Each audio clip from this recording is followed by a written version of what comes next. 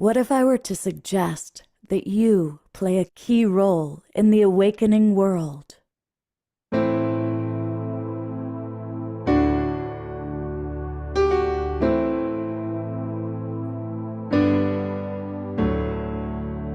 that you are watching this because you have heard the call.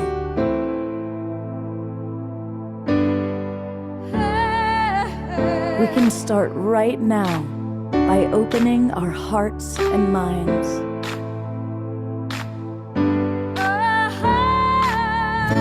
Welcome to the awakening world.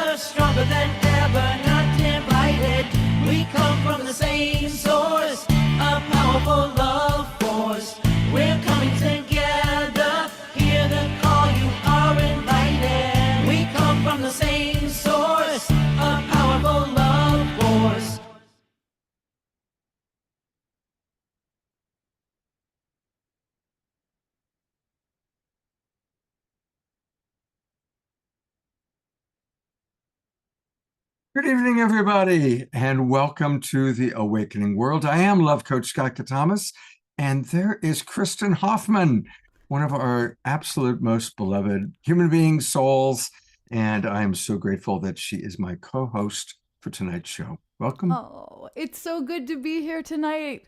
I love being with Scott. Always a pleasure to co-host, and welcome to the Awakening World Global Peace Tribe family.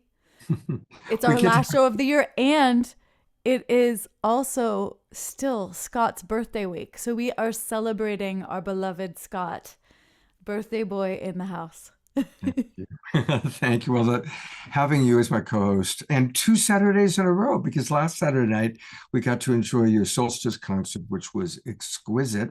And then you even dropped in and joined us on the show later in the evening. So thank you. And we have some other wonderful people with us. We'll do bigger introductions later, but Piper Dellums is in the house, and she has created another wonderful, wonderful film for us. And Steve Bhaerman is with us, and his buddy Swami Beyondananda just might make a visit. And Nikita Gearing is back with us, and we love Nikita very much. And of course, our beloved Omashar, our house musical artist. So, and we've got some other surprises. Michael Kraus from Unify has a really special announcement he's going to make. And then I see so many other people in the Zoom room. And you know what? I'm going to put George Noble up because today is George's birthday. Aww. So George, the spotlight is on you. And let's all take a moment and send George maximum grace for this new cycle around the sun. Thank you so much. Just writing a note to correct Kristin and tell her today is my birthday. That's right.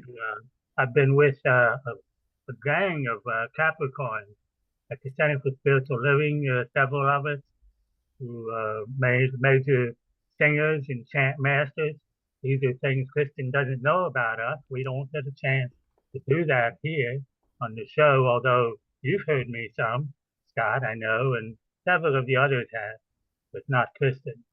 So anyway, thank you so much. I'm glad to be here with everyone. I see Piper with us even, and Kristin is a co-host. That's great.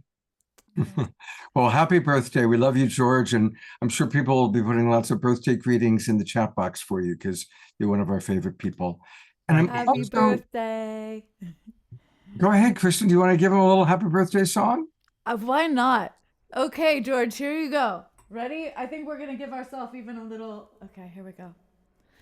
Happy birthday to you. Happy birthday to you. you. Happy birthday, dearest George. Happy birthday to you.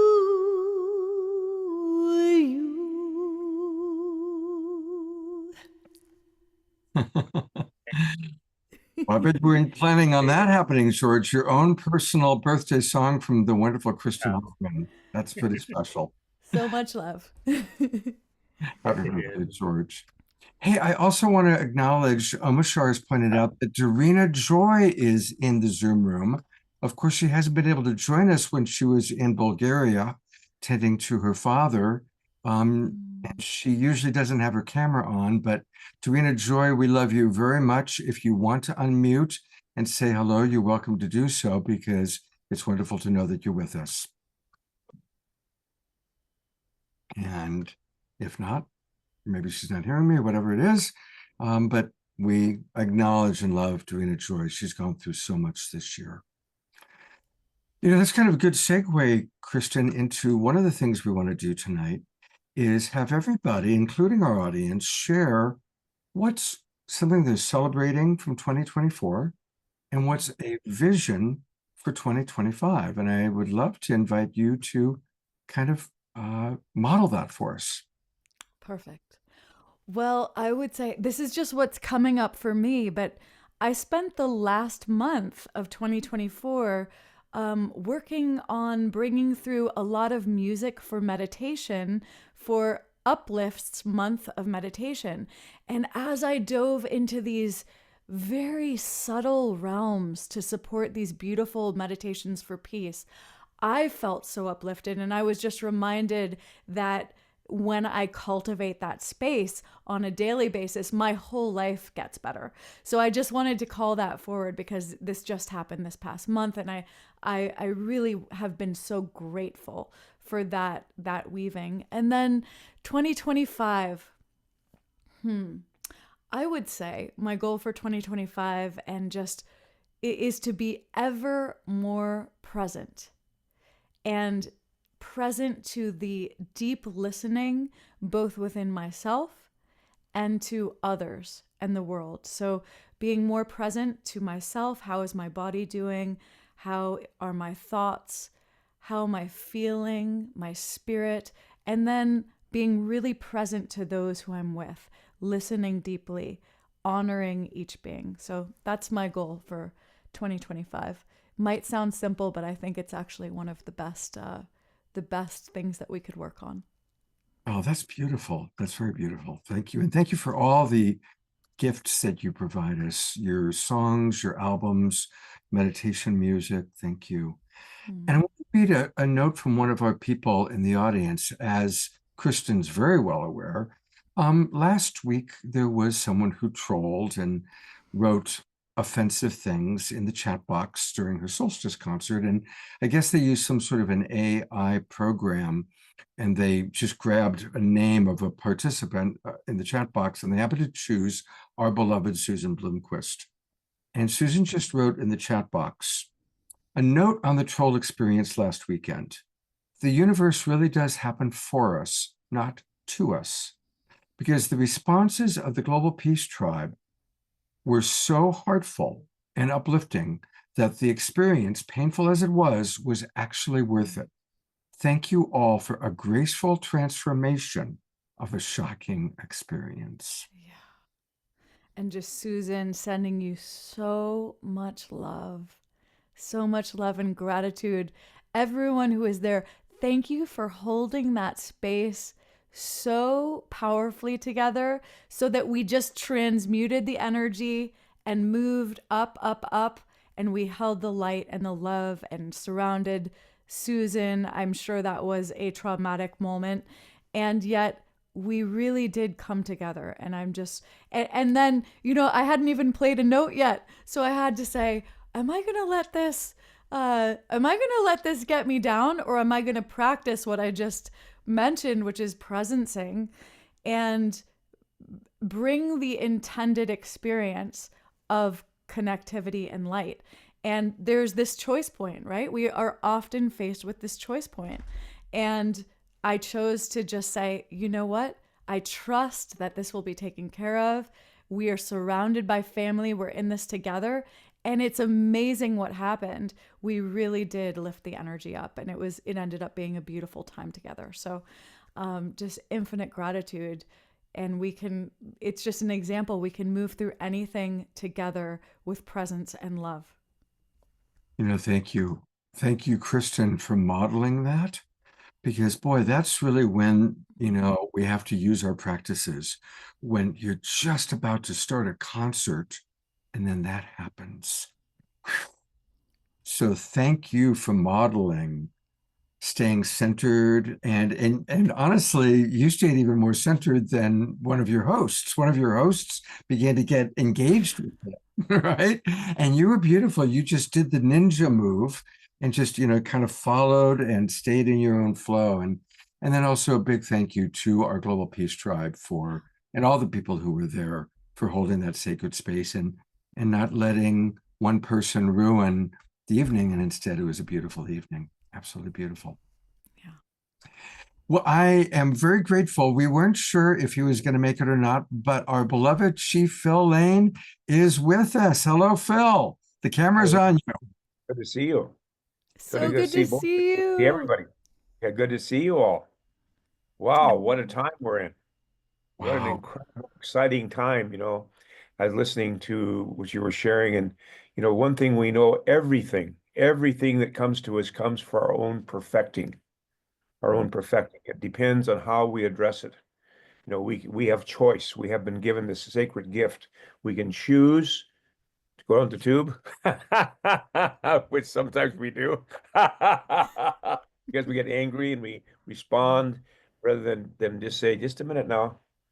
You're not going to pull me into this one. I'm going to keep laughing. I'm going to keep being joyful. I'm going to keep understanding that we're going to a good place. I'm going to keep on with that path no matter what. And you always do such a beautiful job doing that. Thank you, Dexy. Well, it's so amazing that you're with us tonight. I know you've just completed Enlightening Our Way Together, which was amazing. I got to tune in last Sunday, the 22 women's prayers. Oh, so powerful. Thank you for that medicine that you have been bringing us each year.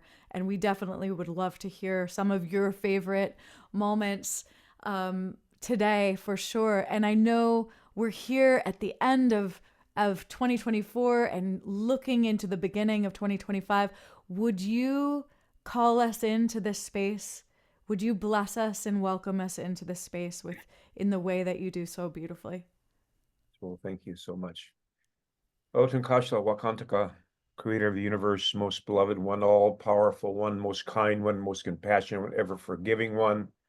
We call upon your holy power at this time in the sacred covenants you've given to humanity, the sacred promise that we would do the very best to walk the spiritual path, to walk the red road, to be kind, to be loving, to be compassionate, be forgiving, to be respectful, to be faithful, be loyal, all those sacred qualities, to be tender and gentle, be strong and just, all these sacred qualities that we all have access to, that these might be generously bestowed upon us as we move into 2025, this time of great transformation. And creator of all good things, we focus our minds and hearts and our souls upon the great visions you've given us for the future through your sacred prophecies that have been revealed to all members of our human family, that promise this heaven on earth is emerging, promise that the time when we shall have peace upon Mother Earth is coming, is here now. And that creator, we just ask that we might be at peace and unity with all our relatives, the east from where comes the red sunrise, the south where comes new life, the west from where comes thunder, lightning, and rain, and the north from where comes the white snow. All these relatives of our human family might come into oneness, into unity. And to Father Sky, please give thanksgiving. We ask forgiveness for the overabundance of those masculine elements that have caused such damage to our human family and ask and give thanksgiving that we're learning how to balance these qualities with the sacred qualities of Mother Earth as reflected by her representatives, womankind. So we ask, Creator of all good things, that we might be able to truly, truly humble ourselves before these sacred teachings, have complete faith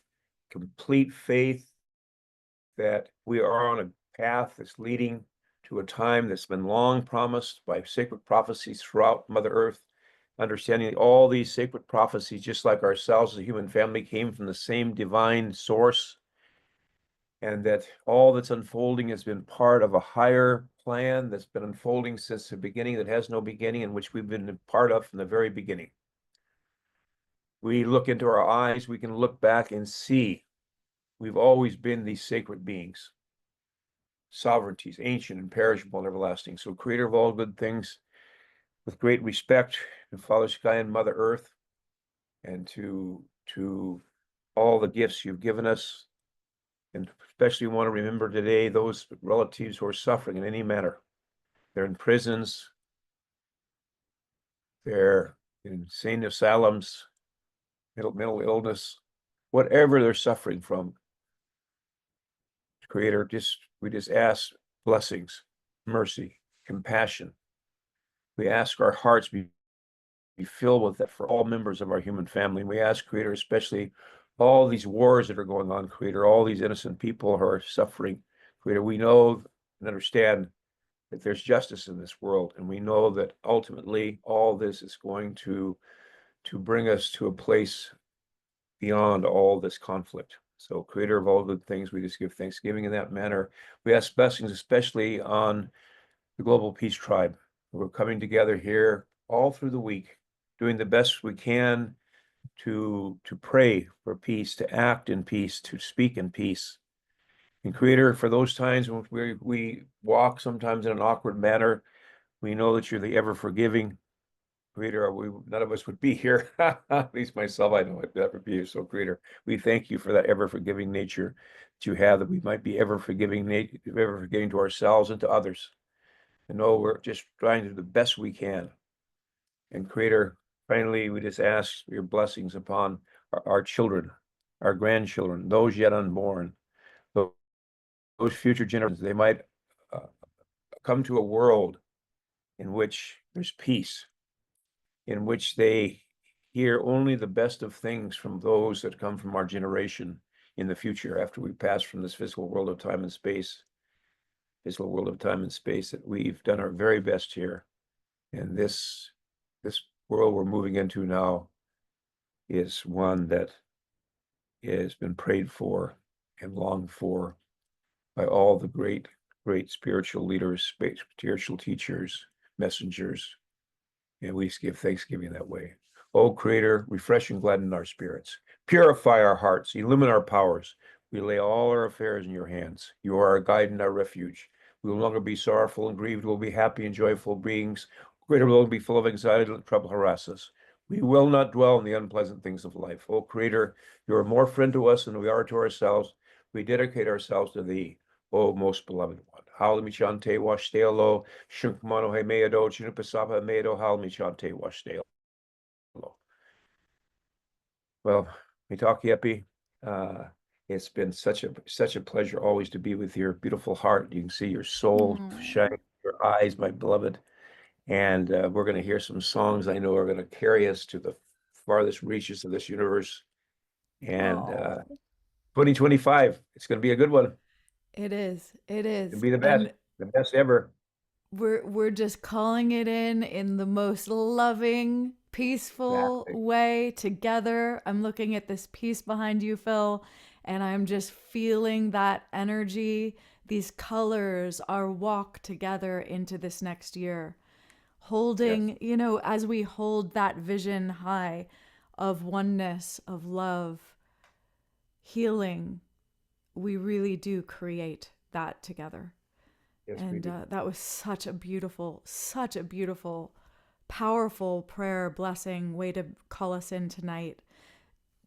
I'm going to take us a little bit deeper into that with a short song to just really solidify that piece. And don't go far, Chief, because we're going to have you come back in a minute. We want to hear more from you.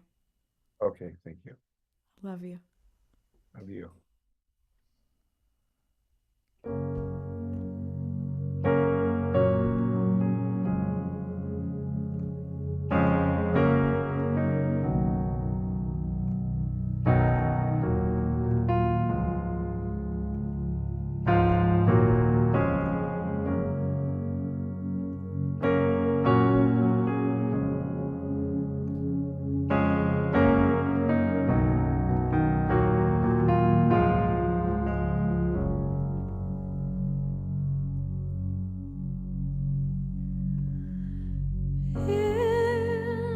Into interstate, I make my way with glowing eyes under the stars, a bed of dreams. They guide me to a perfect place of peace. Music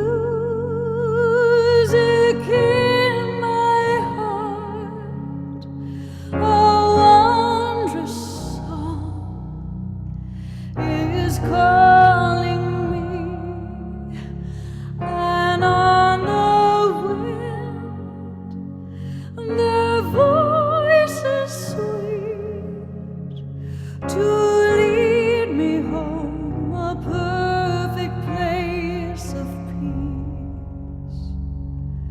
Start again, new beginnings when winter's friend. Bells are ringing, start again. New beginnings, place of peace. Always in you, light. The torch is bright, a lover's lamp burns through the night, a dancing flame or glistening snow reminds me of that place of peace I know. Oh, that place of peace I know.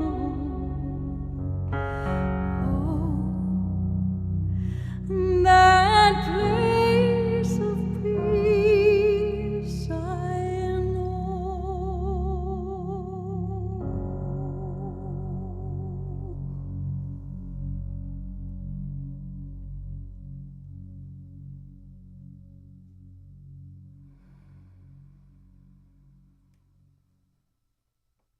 We're going to go to gallery reveal. Let's all give Kristin some love, some twinkle energy, and just our appreciation for her presence in our awakening world.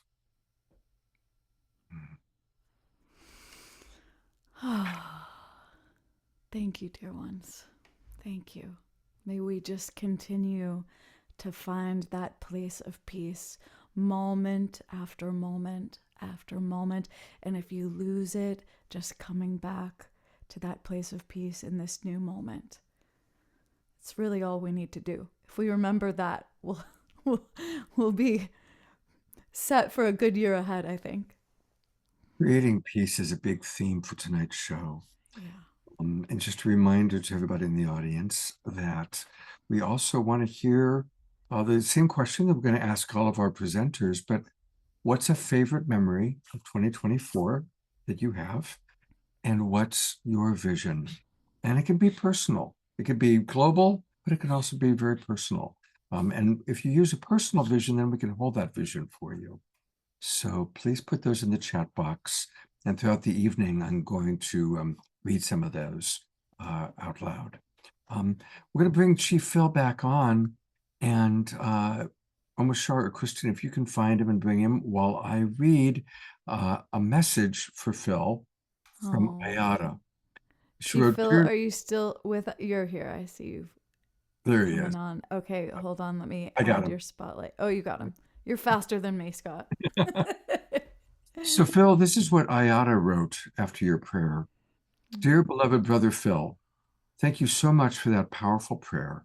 That was exactly the medicine I needed tonight. Your words spoke to so much that I'm personally dealing with, including a dear young person who's grappling with mental illness and all the people in war zones around the world. Thank you from the depths of my heart. And I know that she really speaks for all of us as she shares that.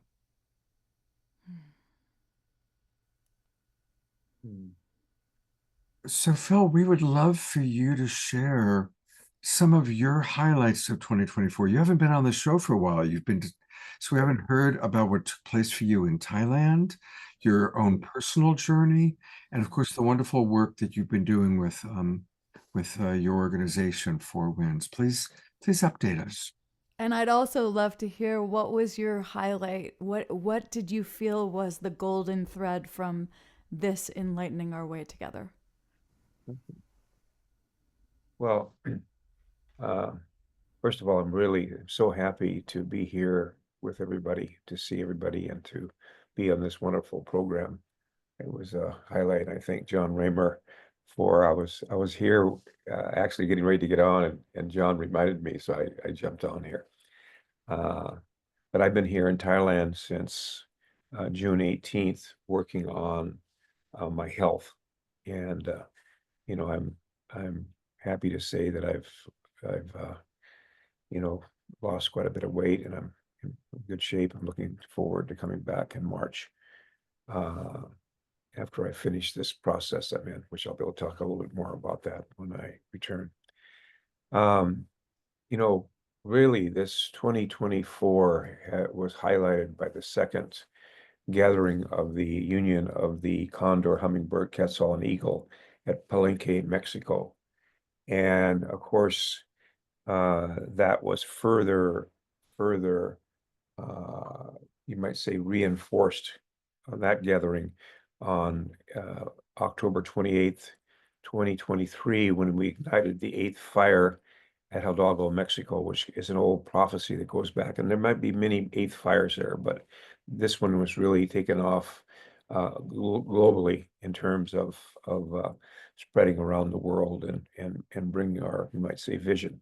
So at Palenque, there was 10 initiatives, and I'll go through them really quickly. It won't take long, because 4 of them focused on water. So the first one was this global peace movement, indigenous ally-led global peace movement.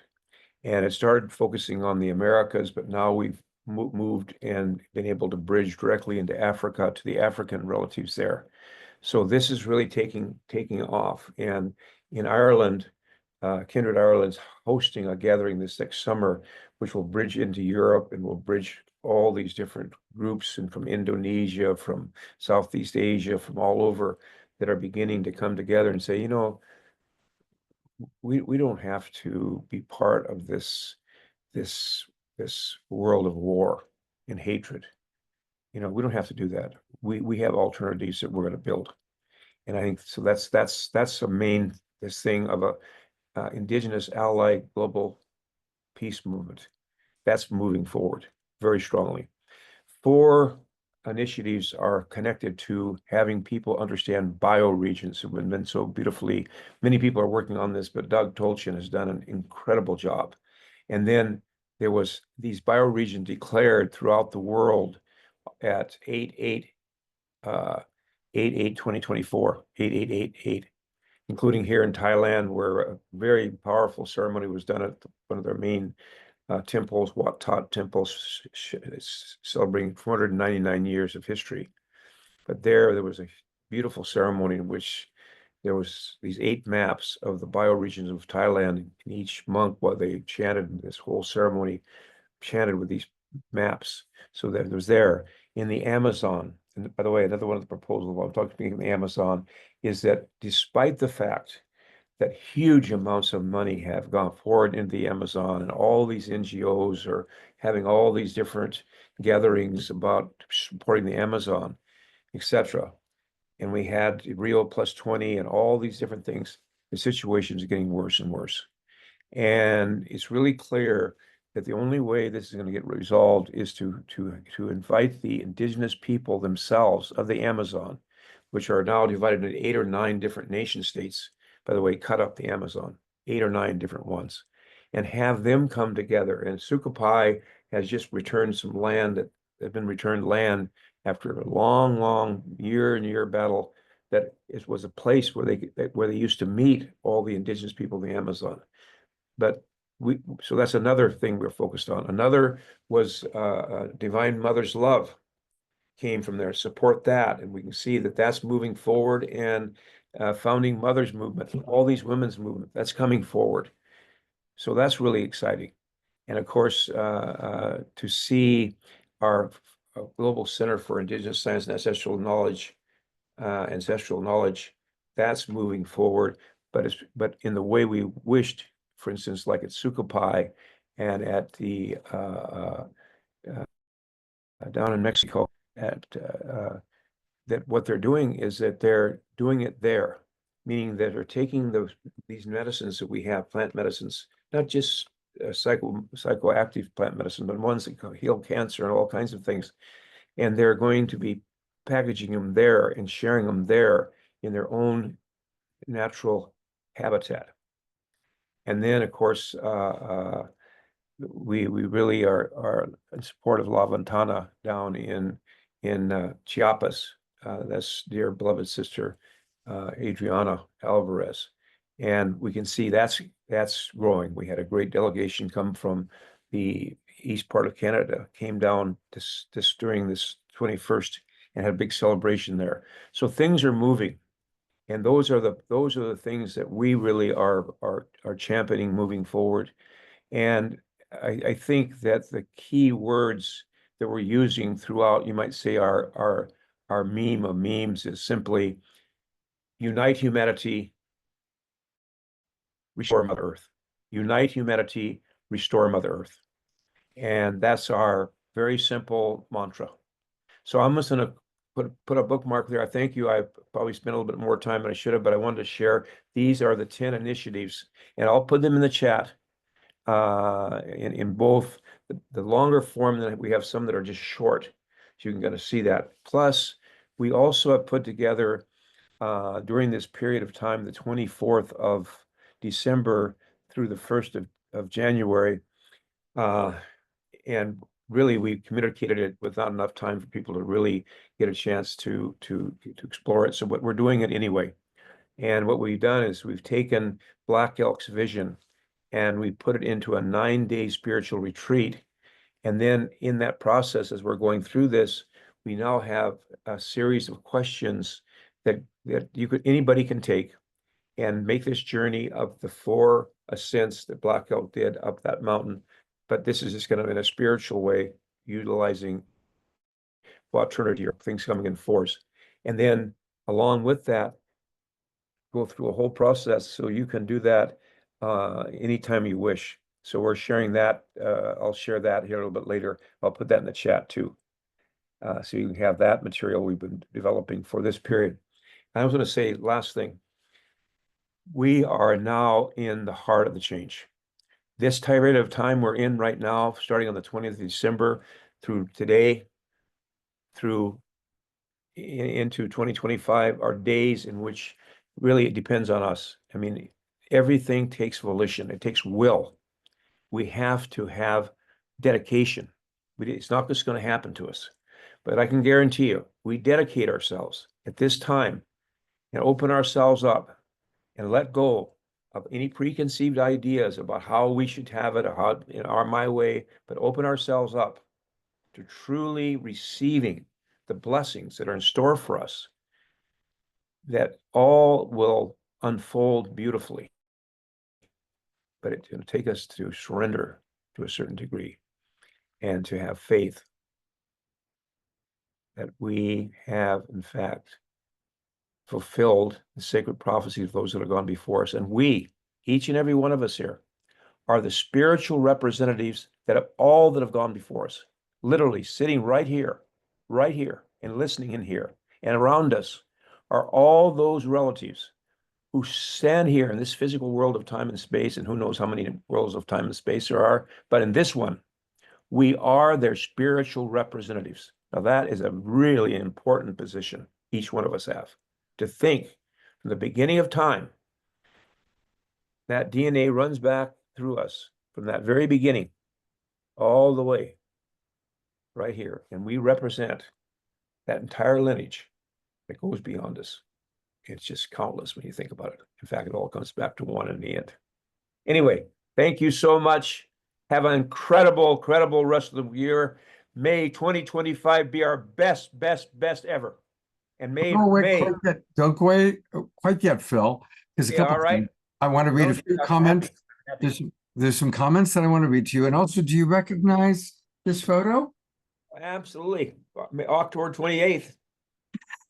So, I don't just have it on because you're on the show tonight. I use this as my primary backdrop because I love the phoenix rising from the fire.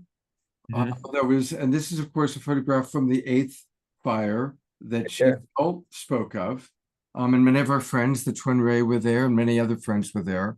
And I just love how the phoenix is rising from the fire. And that's a very important thing for us to remember during these turbulent times. Yes. Here are a few comments that have come in that I want to share with you, including some of people's visions for this year. Dr. writes, "This is my dream in 2025, an indigenous-led global peace tribe movement. So blessings to you, Chief Phil, for all of your work. You are giving me and my dreams a chance to come true." Candace writes, "Yes, the eagle, north and south, condor, we are all connected in here, America's Turtle Island. Peace will start here. Thank you, Phil, for all that you do." Thank you. And a few more. I'm going to get to some of the other reflections that people have given that don't connect to Phil right away. But I am going to bring up David Wick. You, of course, know David. Yeah. And his memory of 2024 was the beautiful International Day of Peace celebration in San Francisco. I was there. Many of us were there. Piper was there. And then his vision for 2025 is what you're sharing with us. The guiding light of the first in the world solar-powered world peace flame in Ashland, Oregon. And there's David right there. David, thank you so much for all you do with carrying on Avon Madison's vision with Pathways to Peace and your wonderful partner, Tez. Thank you so much, David. And you're there with Gary, my good beloved brother, Gary Zukoff, I think, is there. Are you, if you're in Ashland there? Yeah, Gary lives in Ashland, and the Twin Ray lives here, yes. Gary's here. Yes. Well, you give him my love and greetings. In fact, I owe him a call. Great man. Good. Great. Beautiful. Thank you, Scott. Yeah, absolutely. And ditto, please give my love to Gary. I haven't talked to him for a while, so give him my love. A couple more. Dr. Laura is asking for the link to the Amazon Urban Plant Medicine Initiative, so make sure you put that in the chat box. Grace Denise says, "Thank you, Chief Phil, for your wonderful work in sending your blessings and wishes, and we are wishing you perfect health." Candace introducing herself to us. Connie and Andrew are with us, sending love from Colorado where they are. And they say, "Blessings and gratitude to you, Brother Phil, for all you are and do for the healing of the heart of humanity with your deep indigenous knowledge and the sacredness and oneness of all creation." So, yeah. Finally, Shoshana writes, "Chief Phil, your eyes are like the deepest wells of compassion. I so appreciate your sharing." And there are many other comments, but I wanted to bring in a few as highlights. And here's our beloved Kristin. Oh, Well, that was just such an incredible share. Chief Phil, you are a beacon of light for us all. In the time I've known you, I also just want to reflect back. I've seen you grow so huge into your own greatness mission.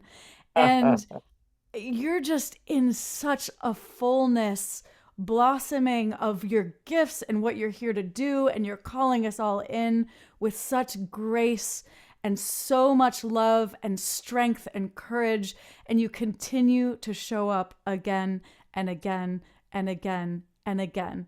And I just am so grateful for you as a brother, a teacher, a mentor, a friend, and thank you for your life's mission. Thank you for all the wisdom that you share with us. You call us in. We feel so included in the call, and it's just so powerful at this time. So I bow in gratitude and love you. Thank you. And, you know, there's something here, and it's been not too long ago that's come to me so strongly. It's really helped me along my journey, and that is the realization that the last 500 years has not been a punishment, but a preparation. That our human family is being prepared, not punished. Yeah. You know, why would a creator that has the power to create a universe this great, and with obviously a plan within it, because we can see within every being this built-in gifts they have and so forth. So there is a higher plan to this because we can see it unfolding. You just see it all unfolding. And so I guess that I would say that all this has been a preparation, not punishment. And that's what I really want to have people who have been oppressed for thousands of years. This has not been a punishment. It's been a preparation for whatever this is manifesting in the world. Now we look at the situation now where we see war and we see death and happening and all these things going on and so on.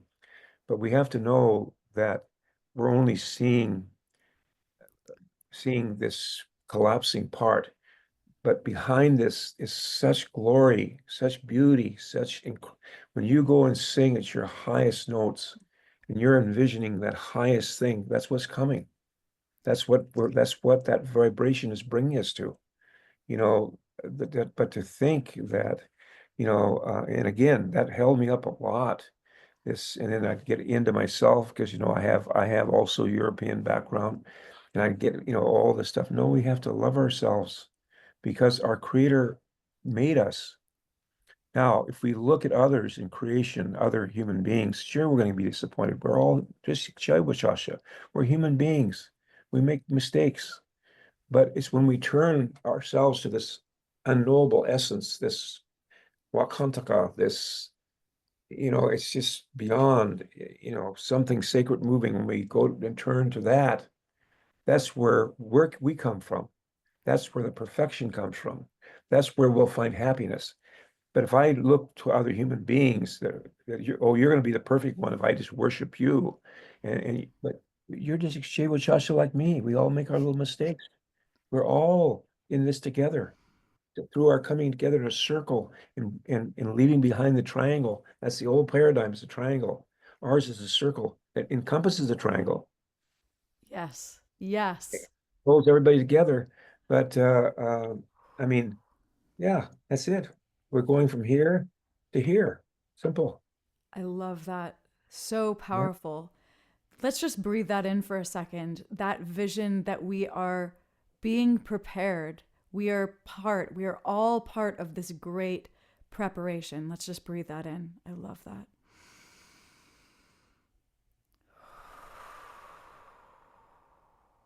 And let's just see ourselves in that circle of one humanity that Chief Phil just called forward.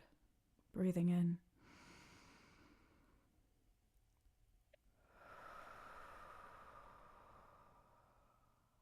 And last breath, really tuning into that mantra, unite humanity, restore Mother Earth. Breathing that in, unite humanity,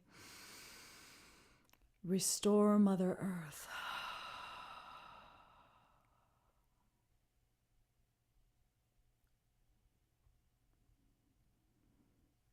May it be so. It is. Here we are. Mhm. And may we all know, Dosha, without question, there is no death, just a change of worlds.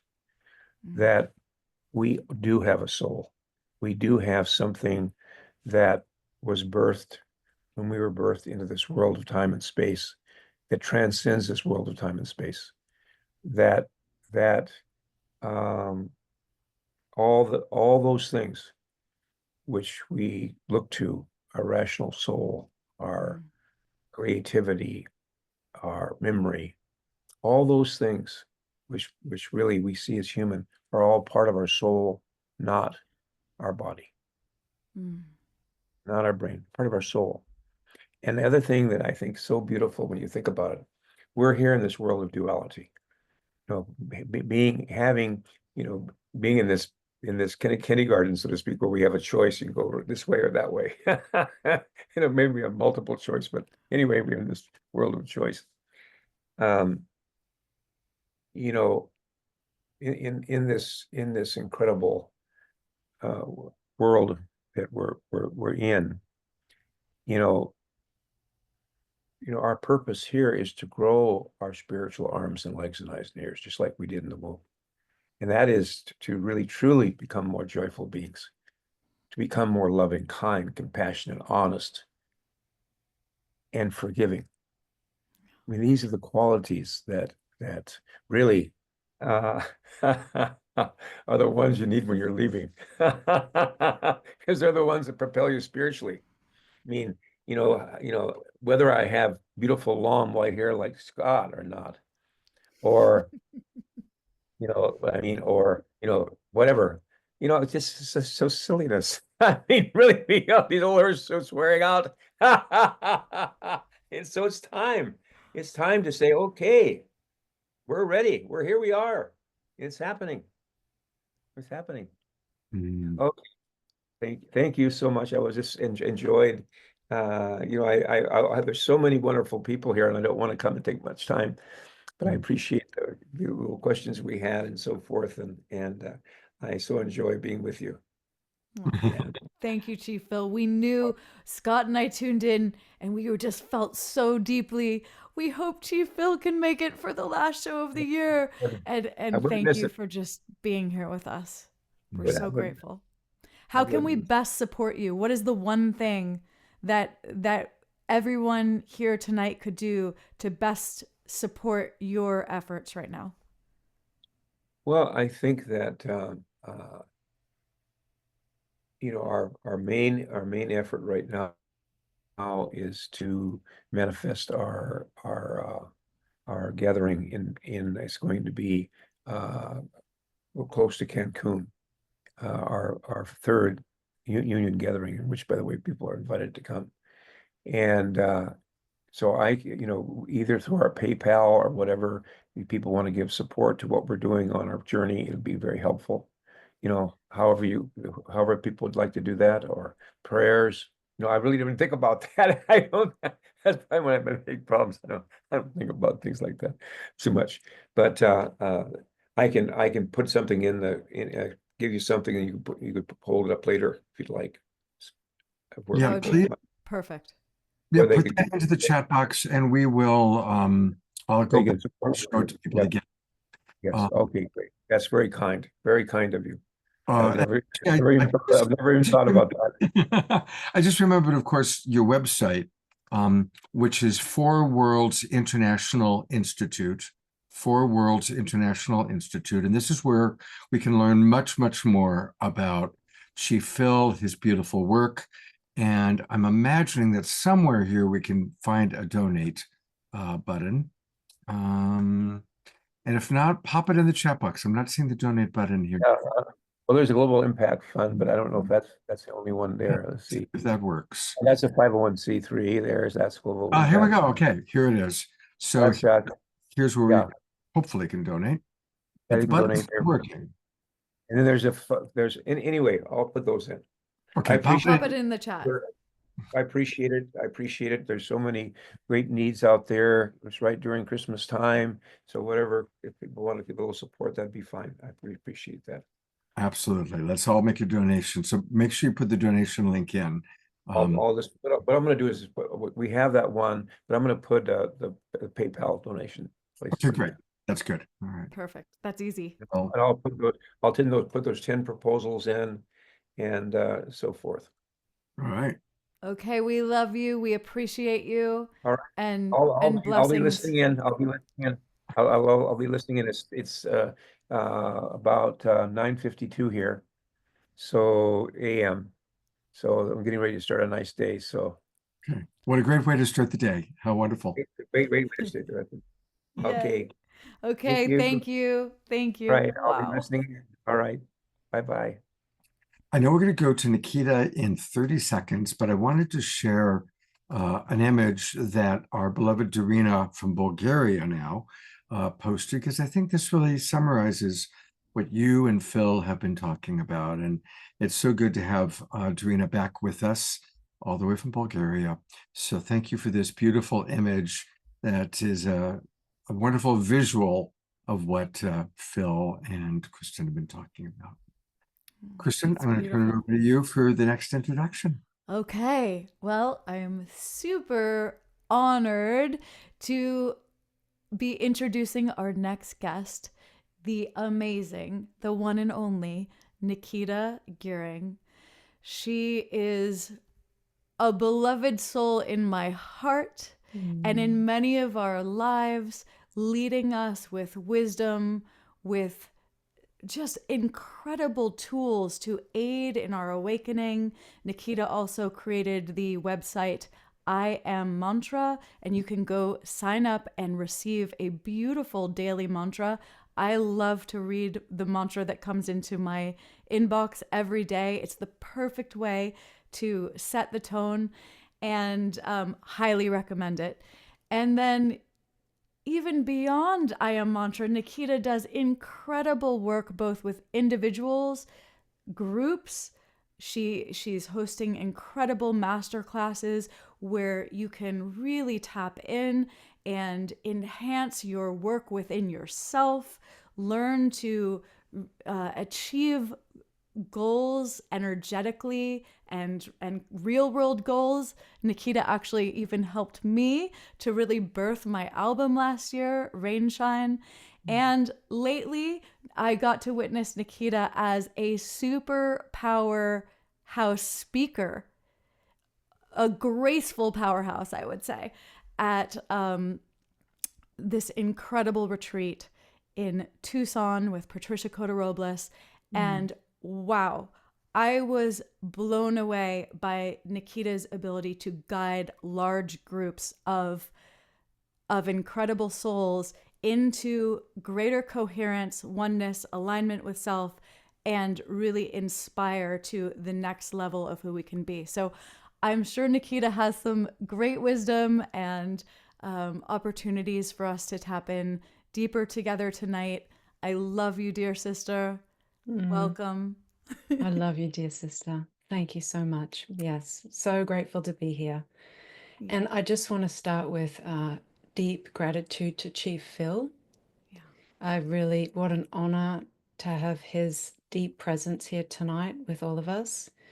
And I hope that, and my intention is that what I share will amplify and support his incredible wisdom, embodied wisdom of him and all of his lineage that he is carrying and speaking, and reminding us of coming home to ourselves and our place in harmony with self and with our living planet. So, Kristin, I want to honor your relationship with Chief Phil, and Scott, I want to honor your relationship with Chief Phil. So thank you both for inviting him here at this very pivotal moment on the dawn of this new year, to have such a powerful prayer invocation, wisdom sharing. So thank you, starting with deep gratitude.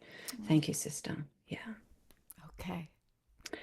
And I want to honor Scott gratitude, continuing gratitude. I want to honor Scott and wish Scott a happy birthday, a happy birth moment, and also in this circle together, reflect on this great man and the space that he has held over the last year for all of us with the awakening world to bring transformational insight and wisdom to help us remember and embody love and peace and kindness and solutions. So thank you, Scott.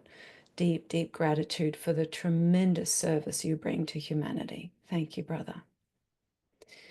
And so that brings what I would like to share tonight in the space that we have together. I'd like to reflect on this last year, and then I want to open the door for us to reflect and kind of cast out visions for this new year, a new year of possibilities, joyful possibilities for our potential as individuals and our potential as a collective human awakening species, remembering our harmonic resonance with our living planet and great Mother Earth. So firstly, sometimes as humans, we want to rush to get to the next step. And one of the things that is quite powerful and nature teaches us is that there are seasons. There's a start of winter, there's a middle of winter, there's a completion of winter, and we are coming to a completion of a calendar year. And it can be powerful for each of us to take moments to self-reflect. And I want to give 3 things to self-reflect on from this last year of 2024. 1, gratitude. What are you grateful for? Things that are highlights for you. But also gratitude can be simple things, like your courage to get up on days when you didn't know how you were going to get out of bed. Gratitude can be being grateful for yourself when you chose love over fear. So what are you grateful for? How can you celebrate your courage and strength and your perseverance in this year? Also, compassion. How can you look at yourself over this last year and see the moments where perhaps you could have done things differently? Remember, we're a growing species. We're an evolving species. It's empowering to self-reflect, but not from self-judgment, but from curiosity and self-love. So as we reflect on this last year, how can we be compassionate with ourselves for the moments that perhaps we responded in fear or anger or reaction? And how can we learn from those moments and become even more committed to love-based living moving forward? And then forgiveness. How can we forgive ourselves and each other for moments of unconsciousness, for moments that are fear-based? And not just forgiving ourselves, but how can we also offer forgiveness to our human family? As Chief Phil said, this has been a time of preparation for us as humans. This is our time to now move into harmonic, love-based living and practicing compassion and forgiveness for the things we did in fear helps us move into greater love. So then now we look towards 2025. And I thought about what can I offer this sacred circle, this beautiful container. And I thought, the wisdom that Gary Zukav speaks about, that Chief Phil speaks about, that Scott, Kristin speak about, the concept of making the shift on a daily basis from fear into love. This is a foundational shift that shifts us from separation and separation consciousness, us versus them, into love-based unity consciousness, compassionate consciousness, solutions, and we are all in this time together. And I want to just mention a simple tool that I use in my work. It's very foundational. I find it important to give what I call embodiment practices, because the new earth, the awakening earth, is not birthed around us. It is birthed through each of us. as Chief Phil spoke about, we are the result of so much goodness in our lineage to this moment. We have the awareness we have now, and that we can step forward every day choosing love, even when it's hard. And choosing love, what does that look like? Let's break that down very simply, starting with our thoughts. When we have fear-based thoughts, reactive-based thoughts, can we catch those? Can we offer compassion to ourselves and choose a different love-based thought? And then love-based emotions. When we feel fear, when we feel reaction, anger, sadness, not pushing them away, sitting with those parts of ourselves with loving kindness, sitting with those parts of ourselves, listening to those parts, tending to them like we would a little child, feeling our feelings authentically, not performing them, feeling them, and then choosing elevated, love-based emotions like gratitude. Gratitude opens our heart. Like love, love heals and transforms. Like joy, joy sparkles our whole body with goodness and vibrates our whole body with wellness. Kindness, listening, peace, compassion.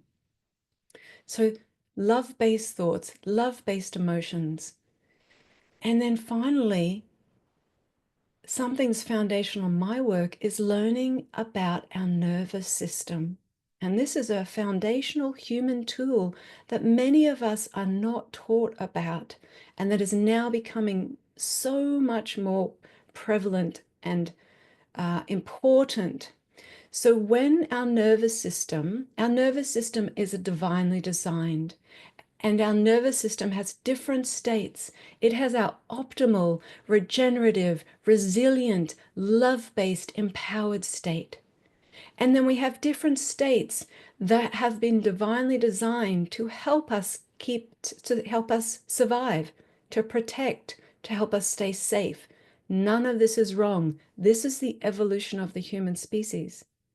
But what happens when we get stuck in fight or flight, or fawn and freeze, survival-based states of our nervous system, it influences how we perceive the world. It influences our thoughts.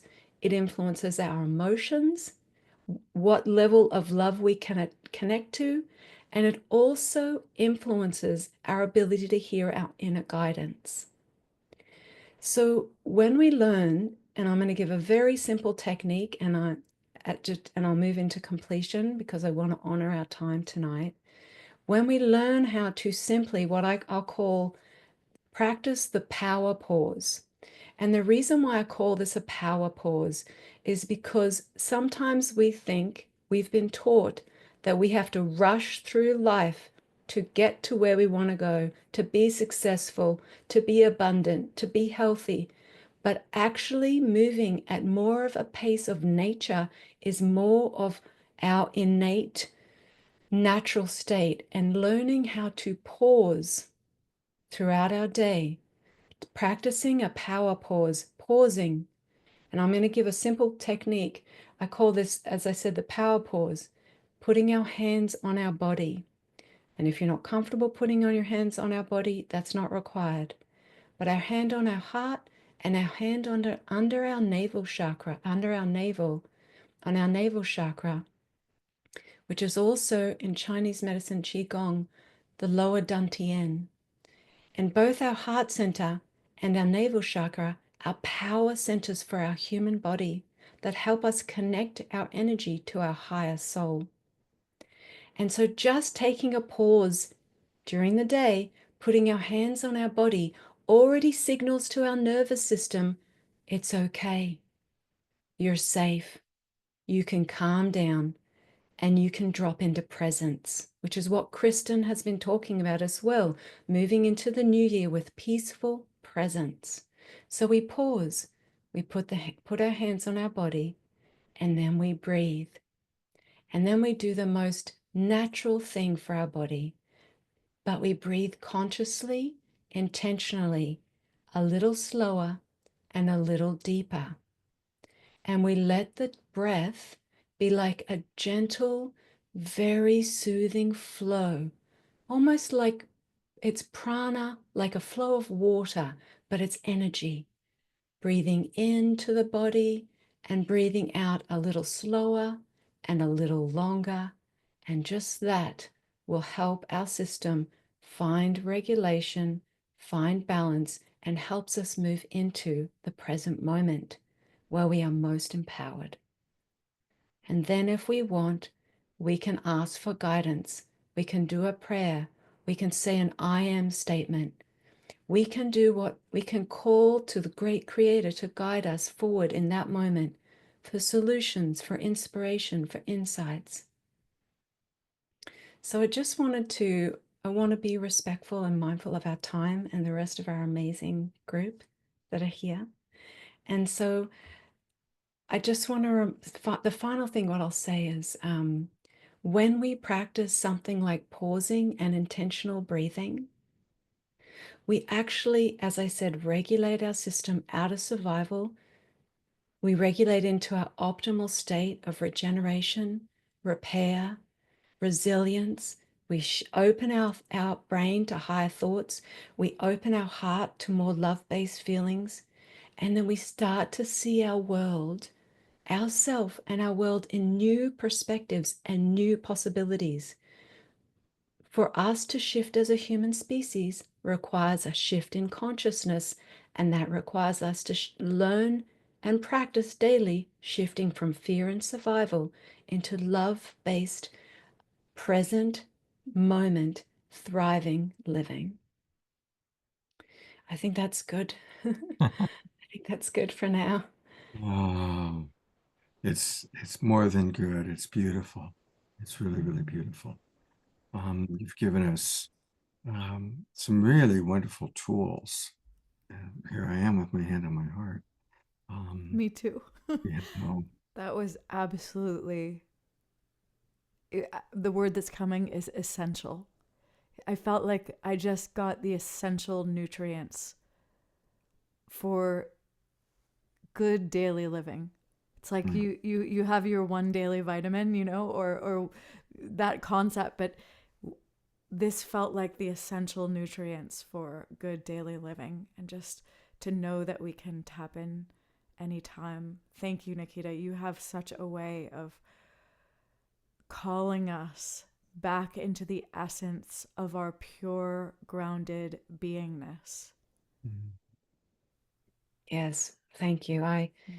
We're all doing this together. The level of wisdom that can come through is a result of the level of consciousness in this circle. So everyone is playing a huge role. Again, the new reality, the consciousness shift is birthed through each of us every single day, every time we have the courage to face fear and choose love, and then lean into love and joy and gratitude and cultivate high vibrational emotions. Like Scott says, maximum grace. Maximum grace. maximum grace. Oh. Thank you, Nikita. I want to encourage everyone, go to iammantra.com. iammantra.com. Definitely click receive I Am Mantra daily every day. And she sends that out early in the morning. So I tend to check email earlier in the day, and it's always nice to have that waiting in my box, just a little reminder. And also, she's a brilliant coach, as you can see. I mean, for heaven's sakes, Kristin has a lot of coaches she could choose, and she chose to work with Nikita and got great results from that. So if you go to specialized coaching, that's where you can learn about her living wisdom coaching and all the different things that she provides, whether it's her business, whether it's personal, and she offers a free initial consultation.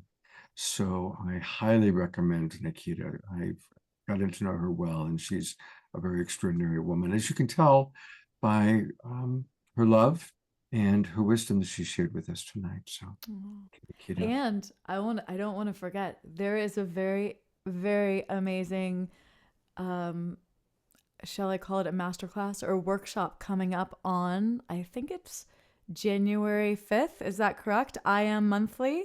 Yes, Scott, if you go back to the home page and just scroll down. Thank you, Kristin. Go to Yeah, I there Am we go. Monthly. Yes. So on January 5th, once a month, I offer about an hour deep dive for my community. It's a love offering. You can donate if inspired. This January, we're going to focus on joyous possibilities. And basically what we're going to do together is we do a breath practice. I do some wisdom sharing. And then the last 20 minutes or so is specifically focused on a meditative experience. And so we're going to focus on the high vibrational energy of joy, working with the quantum field, universal consciousness to bring in new possibilities. And then we have time for community sharing. So if you'd like to join, that's on my website. Beautiful. Thanks, Kristin. Yeah. It's well, I'm definitely going to put that on my calendar and be there. something to tune into for sure, especially as we begin the new year. You will be very grateful. Thank you both. Mm. Thank you, sister. Thank you. So good to be with you. Yeah, That felt that's so good. yeah. Whew. How you Yeah. doing, birthday one?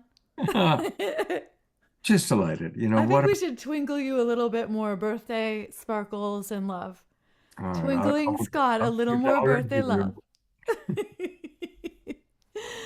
Oh, so what's next? Well, what's next is really one of the, significant highlights of every show. Honestly, Kristin, I would not be able to continue doing The Awakening World if it wasn't for Omar Shar. It's a lot to do. Yeah. And his support and his being here every show, even when he's in Japan or Peru, he finds a way often to connect. We'll make a video in advance. His support and then what he brings. I mean, I think everybody just so looks forward to Omar Shar songs. Yay, me too. Yeah. He's bringing so much, and he really shows up so completely and fully and with so much love. And here's our dear brother Omar Shar. I can't wait to hear what you're going to share with us tonight. Me neither, and we shall see. And Scott, stay on the screen whilst we're and Kristin. Makes me feel like I have some good company, and I'm in a show. I get so humbled in a show like this because what Kristin just said about what Nikita just said about what she said was being essential. Absolutely, it was essential. Every word that's been uttered out of every mouth, Phil and Scott and Kristin and Nikita has been direct nourishment, direct prana from heaven. And what it does for me is dispel. It distills the thoughts that were coming up to be shared. Because one thing I worked with Gary Zukov many moons ago in Mount Shasta. We used to do a yearly retreat there, and he was at that time learning how to recognize when he was speaking from his head and when speaking from his heart. It was very, very ABC, and so I am catching up with him now as to how to speak from the heart without being in the way. And here we have Gary joining us. Interesting timing. And so I've one short song to share. I have two gifts to leave us with. During this last year, I think the greatest thing that I've witnessed is the coming together of all these groups that used to think that we were working alone. There's dozens, I mean, there's thousands across the world, but there's some major groups that have joined together and realized the power of one coming together, and how we all have these amazing gifts and none of us are competing. We're all just putting into the pot and taking out the most shiniest tool at the most necessary point. And it's truly amazing. And that gives me not even hope, gives me knowing that all really is well inside. And the other thing that I recognize from 2024 is how much I've grown. You were sharing, Kristin, with how much you've witnessed Phil growing. And I am proud to pat myself on the shoulder. The amount of times that I've managed to get out of the way and allow spirit to come through is now more than less, which is brilliant, absolutely brilliant. And for 2025, my prayer is that we all walk forward fearlessly, and we all walk forward heart-led. And I'm quickly, if it's okay, Scott, going to share. For the last couple of decades, I've been a a student of something called the Radiant Rose Academy, and they have the most advanced ascended master teachings that you could ever imagine. This is my perspective, and I'm just going to quickly share my screen if that's okay. I doubt that you'll say no. However, so there it is. This is the radiantroseacademy.com, and what we have is the year 2025 is all about not the birth, but I'll say it that way, the birth of the divine feminine only. And I would invite you to go to the radiantroseacademy.com and just fish around. They have a beautiful little area introduction. It says, where do I begin? And you press, where do you begin? And it tells you about the Academy and all of the amazing things that happen there. I've been studying with them for almost 20 years. And daily I give them 2 or 3 hours of my attention, and I have changed. So that's my plug for Mother Akasha and the Radiant Rose Academy. And the last, that is a gift. I promise you that is an amazing gift. And the last thing that I'm going to share is a song. And this is my other gift to thee all. And it is called In the Stillness, because my greatest times have been when I have allowed myself to be still and be in the stillness and to be so silent. I did not know how much I was getting in my own way. Holy smoke.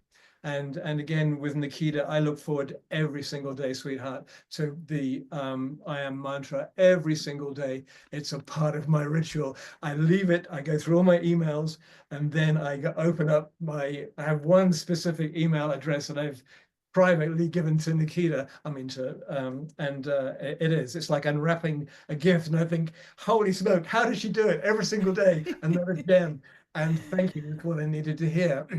And so rather than looking at anything negative anymore, I just piece together all of us and I hold them in my consciousness, because we're doing this together. And I'm amazed that you and Kristin both proclaimed at Paddy Coder-Robles' last event. And I've worked with her many times across the years. And so we are doing this together. It's phenomenal. And I'm going to shut up now and sing. So, all right, 4 minutes and it'll be whomever's next. We're going to enjoy every moment. Me too. Thank you, love. So, oh God, goddess. Is that, and there's this.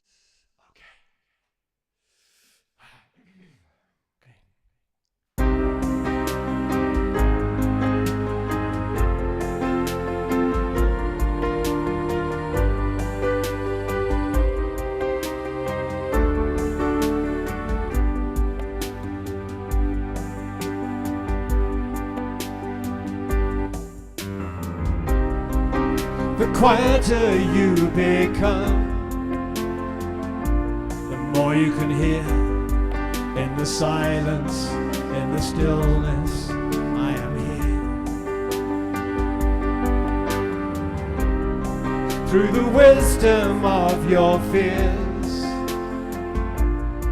through the heartbreaks, through your breakthroughs, through the shedding of your fears. To know that I am with you and guiding your way. Know that I am cheering you on. Truth lives within you and love leads us through. I love you.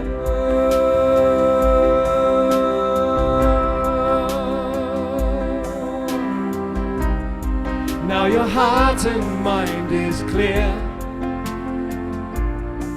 and you know that love is with you, love supports you, love is here. And you feel that you belong, and you're walking with purpose, you can hear your life's new song. To know that I am with you and guiding your way. that I am cheering you on. Truth lives within you, and love leads us through. I love you.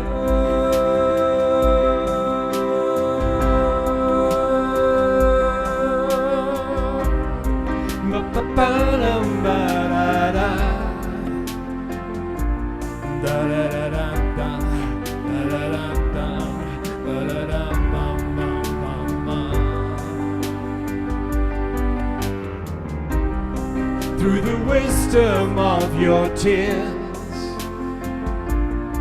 through your heartbreaks, through your breakthroughs, through the shedding of your fears, and know that I am with you and guiding your way. Know that I am cheering you on. Truth lives within you, and love leads us through. I love you. I love you. I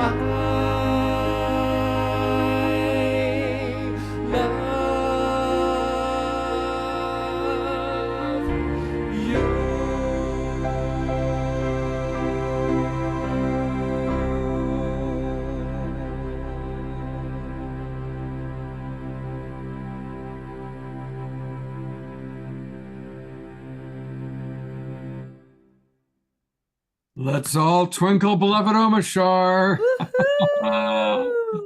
Omashar, that was wonderful. So perfect for our entry into the new year, to feel that love. I love you. And to remember the silence, the pause. Give yourself the pause. Allow Divine Mother to come through and say, this is how I would like the next year to be. So thank you.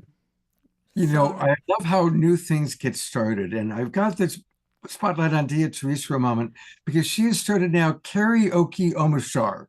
I love it. Where she's got her own microphone. So a new Global Peace Tribe thing has started. Karaoke Omashar, led at home by Dia Therese. And it's a gold microphone. That is pretty cool. You and Beyonce right there. And I just put the Radio Rose Academy website in the chat box. And they also have a YouTube channel too. It's worth looking into. Anyway, thank you so much. Namaste. Absolutely. And here it is for those of you watching on Facebook and YouTube. And a big hello to all of you. And also those of you watching the replay. It's radiantroseacademy.com. And if Omashar recommends it, it is definitely worth. I know I've already saved it. And after the show tonight, I'm going to go check it out. It's actually free to get their newsletter, and then you can dive into thousands of pages of Ascended Masters teachings, and you can go in deeper if you want. But there's a free level, which is, you could walk yourself home on the free level. Okay, beautiful. And also want to remind everybody that Omashar's website is where we can find his music. It's omashar.com, OMASHAR.com. And if you scroll down just a little bit, you'll see the different links where you can get his music. And we always recommend going to Bandcamp because they're the most generous at supporting our beloved brother. So go to omashar.bandcamp.com or just omashar.com and scroll down to get his music. And let's support him because we need Omashar. I need Omashar, I'll tell you that. Thank you, brother. Well, Kristin, we're going to go to Swami Steve in one moment, but I do want to take a minute just to encourage everybody. What does Scott want for his birthday? I want to grow the Global Peace Tribe. And we need to grow our Global Peace Tribe. Now, I want to acknowledge that a lot of people have learned that they can watch the show for free. They can go to Facebook. They can go to our YouTube channel. And so, to be very honest, every quarter we subscribe on a quarterly basis.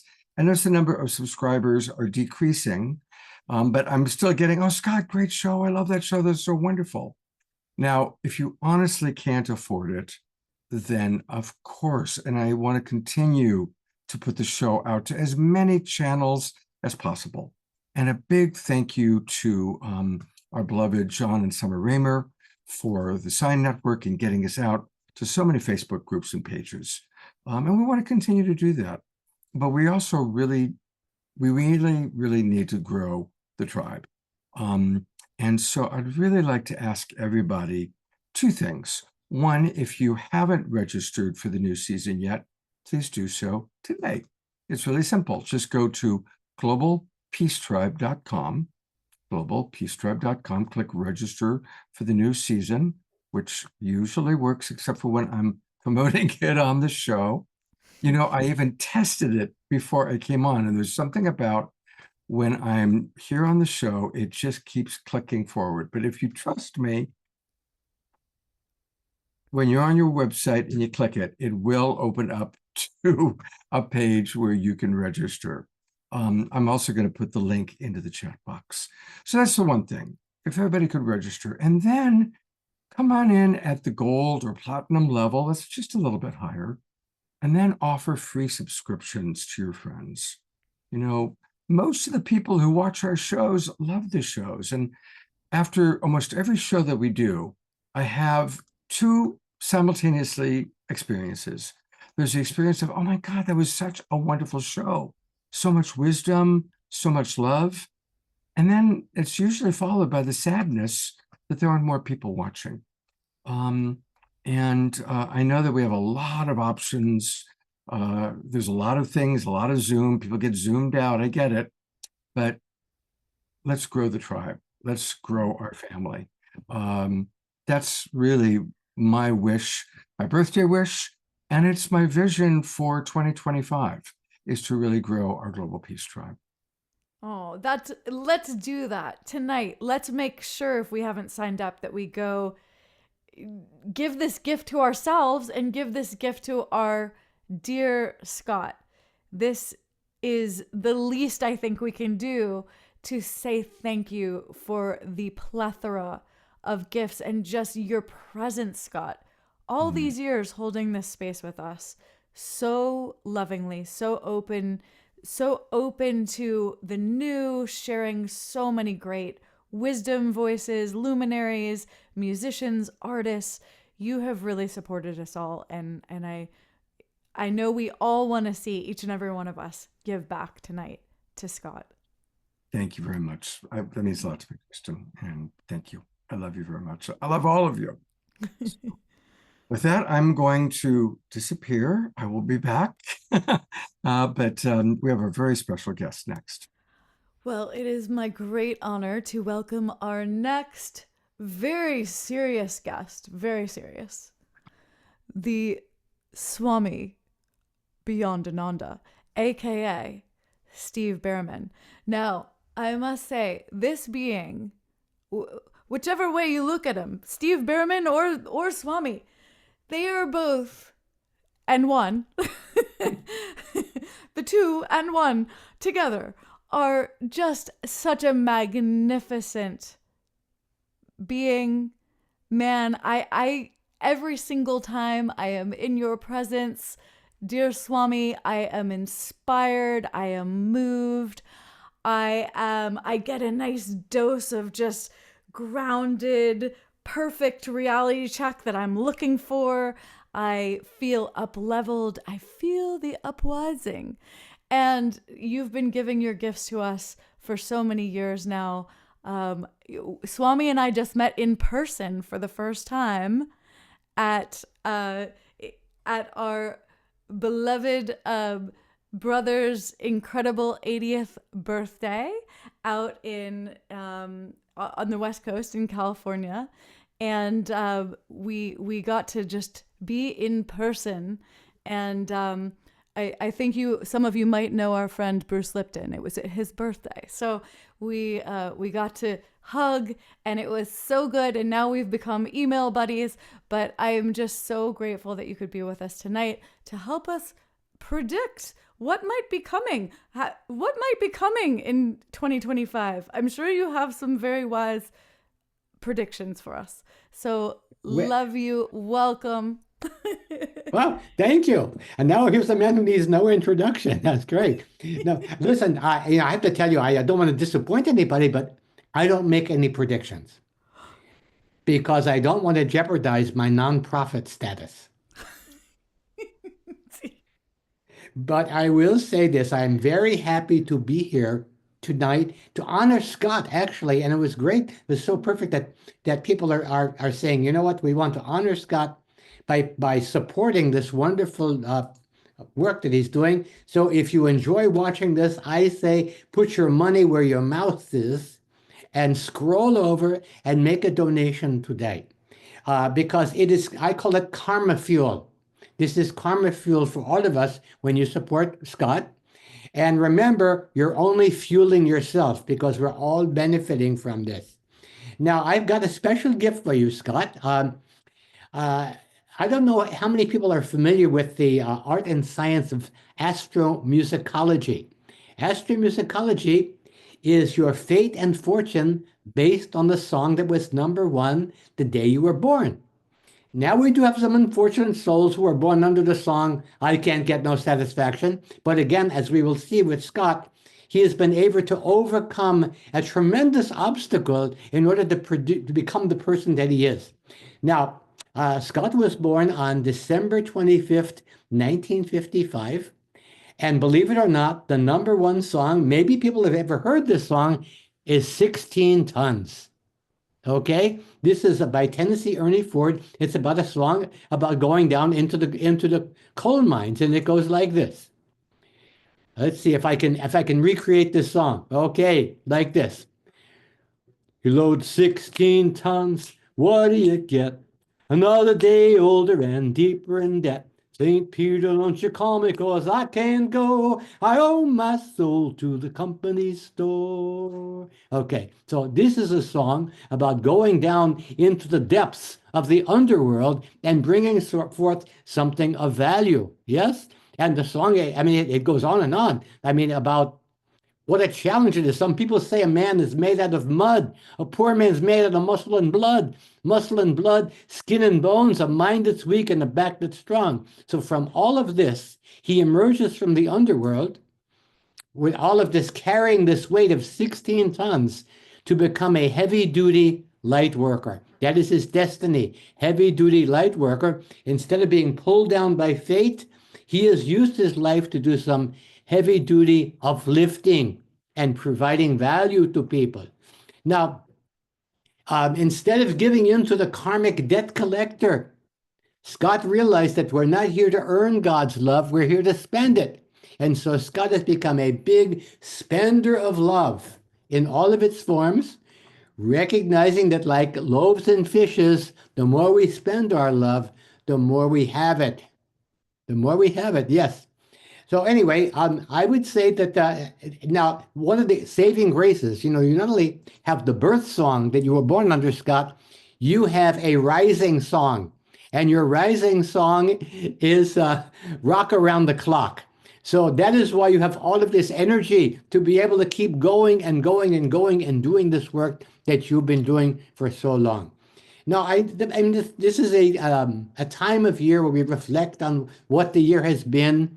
And I think the most important thing that I've been hearing today is that we have to actually embody joy. This is very, very important. And begin to actually look on the bright side instead of the blight side of things. This is, there, as you know, there are two kinds of mystics in the world. There are the optimists and there are the pessimists, right? Now, the pessimists are saying, the sky is falling, the sky is falling. The optimists are saying, no, it just looks that way because we are ascending. So, in honor of your request that I talk about what has been wonderful this year and what I'm looking forward to next year, well, I'll tell you something that's been really wonderful, and it's just happened in the past 2 weeks. We're talking about joy. We're talking about unconditional love. For the past 2 weeks, we have been taking care of a wonderful dog named Maggie. And Maggie, if you've ever seen the RCA dog, right? That is Maggie. She looks just like the RCA dog. And dogs are, I did a training years ago called Teach Your Dog to Heal, because dogs are natural healers. When you can come in contact with a friendly dog, your body secretes these hormones called peptides. And when they slobber all over you, that is love potion K9. Which is why they bring them into hospitals to be with people, to cheer people up. It is called the salivation army. That is what the dogs are doing. And I really appreciated Nikita's talking about the pause. The pause. Well, the dogs have the pause, and those are the pause that refreshes, right? Now, what about next year? Well, as I say, I don't make predictions, but I will say this. I have a television. And if you don't like the current programming, turn off your TV, television instead. I television to you, and you television to me, and we have healing and functional vision to step into. And that certainly beats what we've been stepping into in the past. And thank you, Chief Phil, for setting the tone for this event by saying that this has all been a preparation. And maybe what we need is preparation H. H being for humor. We need humor because a lot of people on the planet have not had enough laughter and they're suffering from hemorrhoids. Very serious condition. So I'm looking forward to this next year. I called it a television. And so I tell my vision. Now, people have asked me, Swami, will there ever be peace in the Middle East? I say yes, but first we have to take one small step where we are right now. So the precursor to peace, and I don't like to use the word cursor, so I will say the pre-blesser to peace. If we want to have peace in the Middle East, first we need to have peace in the Middle West. So my vision for this country, for the United States in 2025, for left and right to come front and center, to face the music and dance together, to turn the funk into function and leave the junk at the junction, and have red tribe and blue tribe come together and sit in sacred circle as one purple people. Because only as one purple people will the peeps outnumber the perps. So I'm wishing you a very happy, healthy, laughter-filled, joyful time in 2025, and may the farce be with you. Thank you. Let's all give a big twinkle to beloved Swami. And I think that, while we're twinkling him, I'm going to go to Kristin and myself for a moment because I'm hoping that Steve Bhaerman might also be able to join us. Maybe Steve Bhaerman's in the house as well. He's kind of like Clark Kent and Superman. You never see them together, but they tend to be on the scene of interesting things at the same time. So I don't know. It's kind of I was here and now I'm going. Hey, there he is. Yeah, I'm never in the same room with Swami at the same time, but. Yeah, multiple personality. It's great. Two get to eat for one. It's a double passage. Well, I have to say that was absolutely fantastic as always, and perfect way for us to enter into 2025 with some laughter and some joy. We really need this. We need to remember that we can laugh even when things get challenging. We can call in a little laughter, and you do that so well. What is the best way that we can support you right now, Steve? Well, right now, I'm on our show. I'm launching my Love and Laughter tour and the Great Uprising right at the first of the year for the new year. And the Uprising is a 4-step program, which works actually 3 times faster than 12-step. Wake up, wise up, grow up, and show up. And this is really, seriously, a practice that we can do in every aspect of our lives, where we actually can, first of all, wake up from the separation, wake up from the trance of separation and all of the narratives that keep us stuck in this dueling duality. We wise up to the coherent power of love that we all share. This is the most untapped source of power in the universe, is our individual connection to love and how we share it with others on the planet. This turns heaven from a destination to a practice. And so this is the practice of heaven. We grow up from children of God to adults of good. In other words, we actually begin to practice what we're preaching, and we grow up beyond the kind of narratives that have kept us like children, like believing what we're told on the media, for example. So we need to actually begin to develop discernment and recognize that there's a bigger narrative than either of those left or right narratives. And of course, the Swami says there are no sides, only angles. When we see it from the right angle, we're all on the same side. And finally, the fourth step is to show up on a new playing field, ready to play a new game, and that is thrival, which beats survival for each and all. So I'm working on some amazing projects, and I don't have the links right here with me now, but next time I'm on, I'll have them. One is a book with a colleague named Richard Flyer. It's called Birthing the Symbiotic Age. It's based on the community organization work he's done in Reno, Nevada, which is based on the work that Dr. Arya Ratne has done with Sarvodaya in Sri Lanka. Dr. Ari's work is based on Gandhi, and Gandhi was inspired by the Sermon on the Mount. So it all goes back to Jesus. It all goes back to love God, love thy neighbor as thyself. And that's the magic formula. It's very easy. It's very simple. It may not be easy, but I'm looking forward to 2025 in sharing this through the Love and Laughter Tour, both in the real world, traveling around, and also via events that we do on Zoom. And I have a feeling that Kristin and I are going to be doing an event on Zoom that's going to help people bring this together and put it in their lives and join the uprising. I have a feeling this is going to happen too in 2025. And what better than combining music, deep dialogue, and laughter? Perfect combo to really to upwise together. Yeah, I remember dislodges the illogical logic that we've planted in our brains. I love it. It disrupts the ordinary. It disrupts the this, that, or it disrupts the either or and provides a third alternative. So wonderfully shared. Let's disrupt the either or. Yes, let's disrupt. Can I share one story? One quick story? Go for it. Okay. This is quick story. Okay. So why do jokes come in three, like a minister, a priest, and a rabbi? Minister, a priest, and a rabbi are talking about their legacy, how they want to be remembered, what they want the eulogist to be saying at their memorial service. And the minister says, well, I want them to be saying he was a pillar of the community and a family man. The priest said, I want them to be saying he was a holy man and a leader of his flock. And the rabbi says, I want them to be saying, look, I think he's breathing.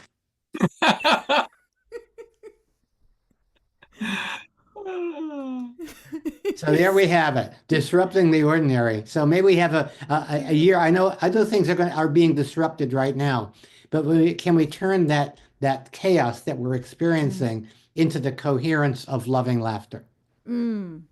Chaos into coherence of love and laughter. Yes to that. The yesence. It's interesting that you say that.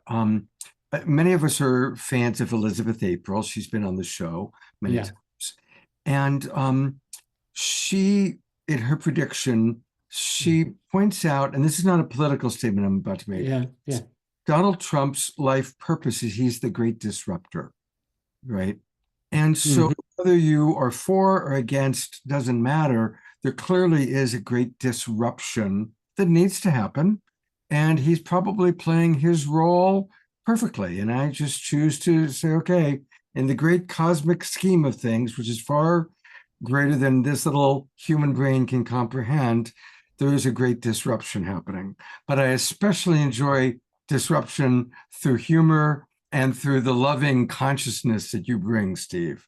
It's beautiful. I want to say something about that disruption and chaos. Everybody on this call is probably familiar with cymatics, where you're looking at how sound impacts the visual vibration.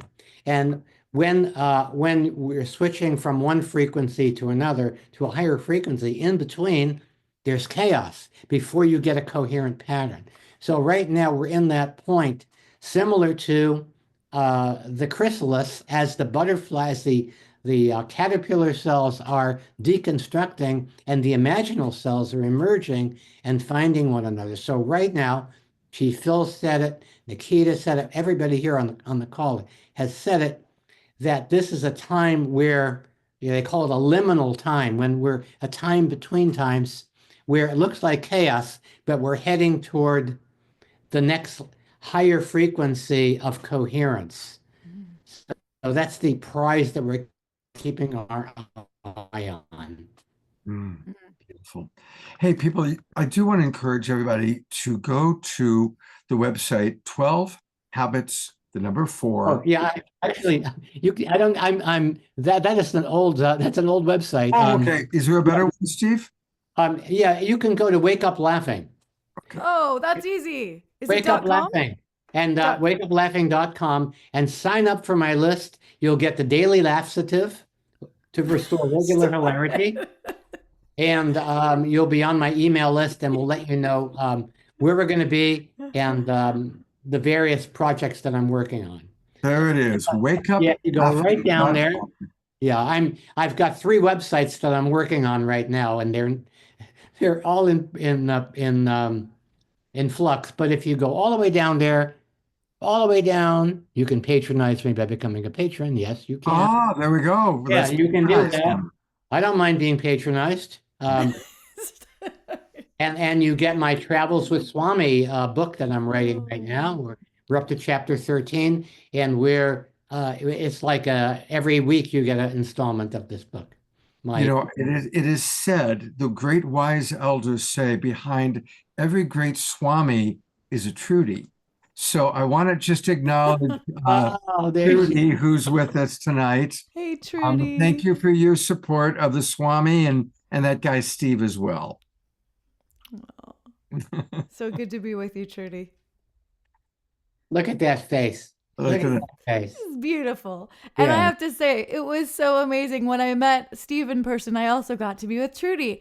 And there was amazing music, and watching these two dance and the great vibes and the love flowing was a beautiful thing to witness. Yes.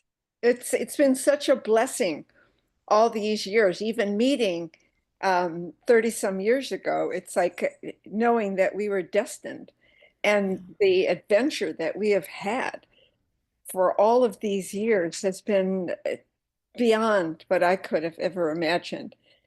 And the relationship is just amazing. It's like a gift. It's a total gift from the universe.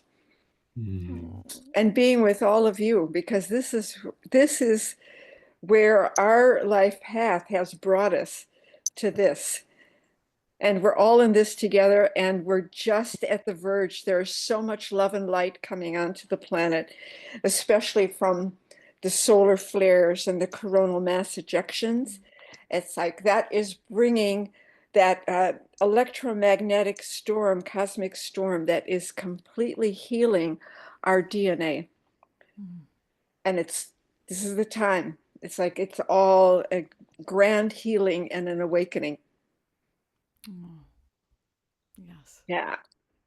Is Maggie in there? Can you put Maggie's face on the screen? I was just She's here wondering right if now. we were going to get a power pause with the little with the This dog is the pause. This is the pause that refreshes, truly. The pause that refreshes. There she is. Look at And Maggie, she you're is. out. She's like the RCA dog. She really is. Oh, What a blessing. what a sweet girl.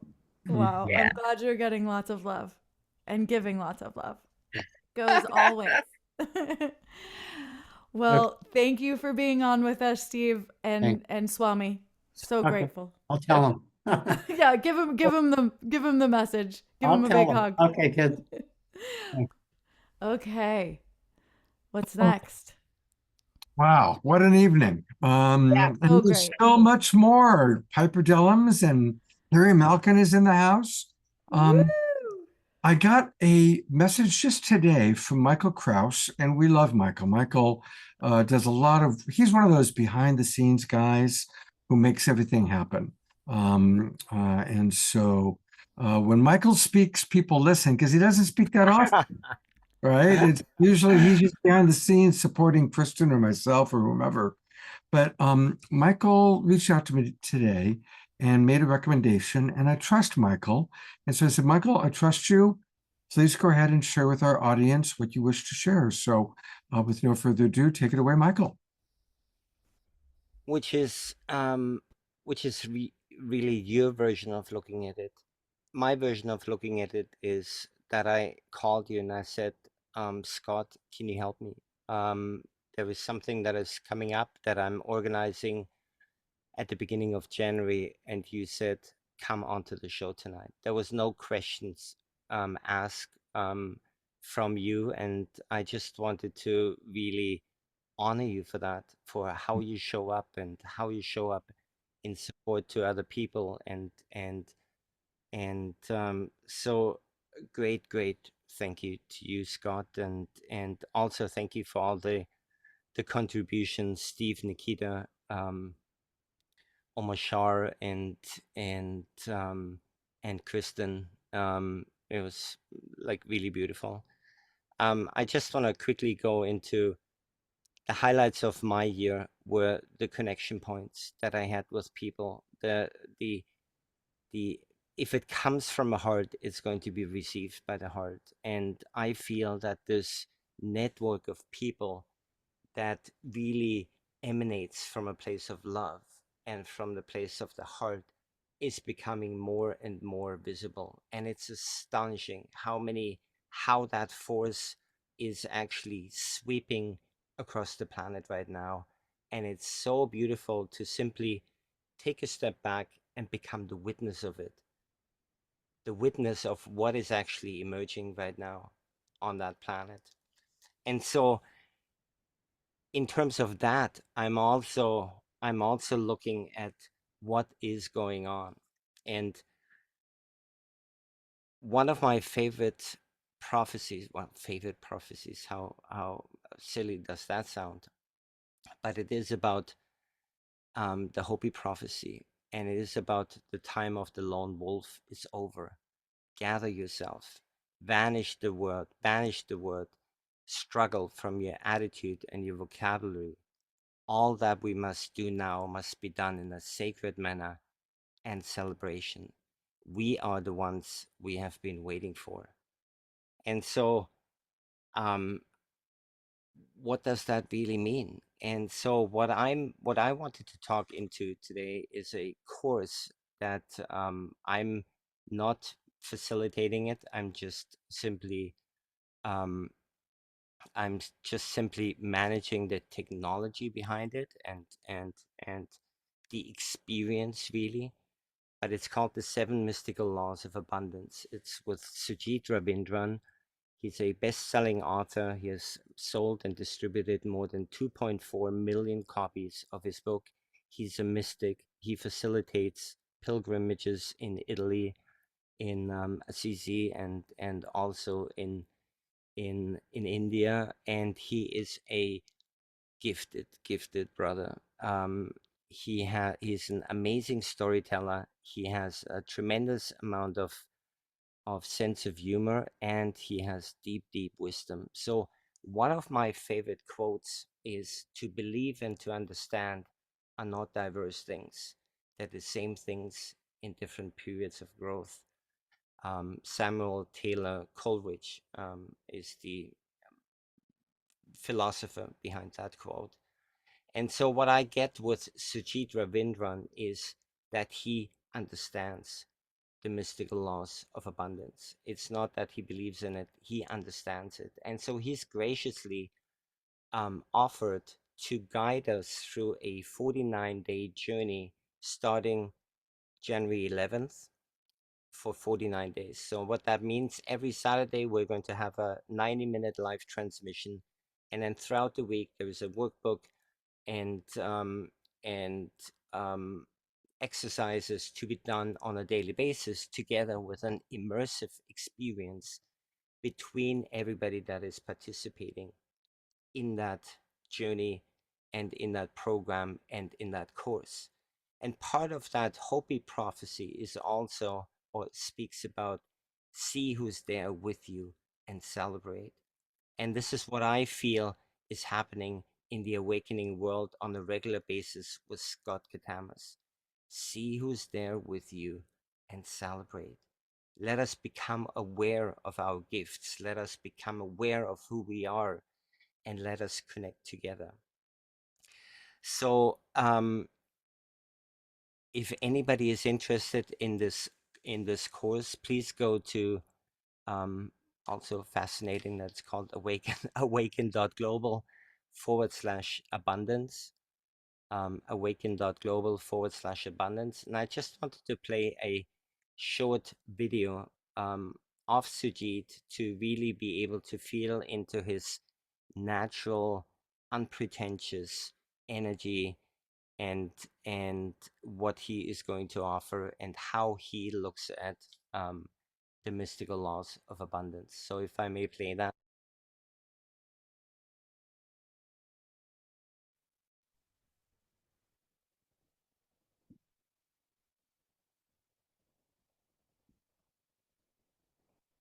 We are all in the pursuit of abundance. Abundance of one thing or the other. Some of us, we are on a quest for money and materials, others for health and vitality, yet others for connection and community, others for love and family, yet others search for self-worth and success, and others for meaning making. Others are on a search for higher purpose or a quest for creative expression. Others are seeking abundance in transcendence and bliss, or abundance of self-realization. Whatever abundance we are in pursuit of in our life, this abundance comes to us when we align ourselves with universal abundance. The 7 laws of abundance are the laws that govern all the flow of abundance. And when we align ourselves to that abundance, abundance flows through us to us. Abundance creation is a response to who we are, not how we act. So I welcome you to join me on this 49 days abundance journey at the beginning of this auspicious year. To start this beautiful year with an intention for abundance, for ourselves and for those around us. And during these 49 days, we will engage in a set of practices, processes, exercises that will align us with the 7 mystical laws of abundance. So join me. Namaste.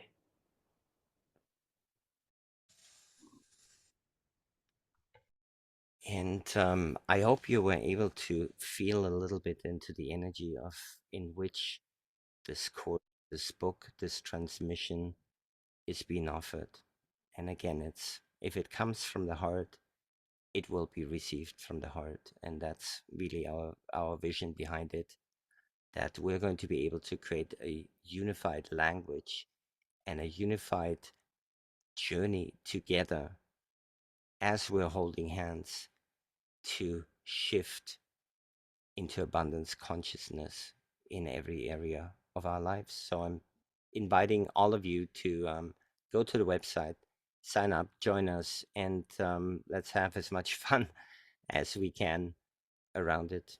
So thank you again, Scott, for allowing me to be here and share what I'd wanted to share. And love you so much, brother. And yeah, deeply touched. Michael, thank you for all that you do. And, you know, this show keeps evolving. And one of the things it's really evolved into is a chance to alert our audience to all the other wonderful things that are happening. And so that's why we, when I respect somebody as much as I respect you and you say, hey, this is a good thing, I want to make sure my audience knows about it. So thank you very much, Michael. Yeah. It's not just a good thing, it's an awesome thing. It's an awesome thing. You have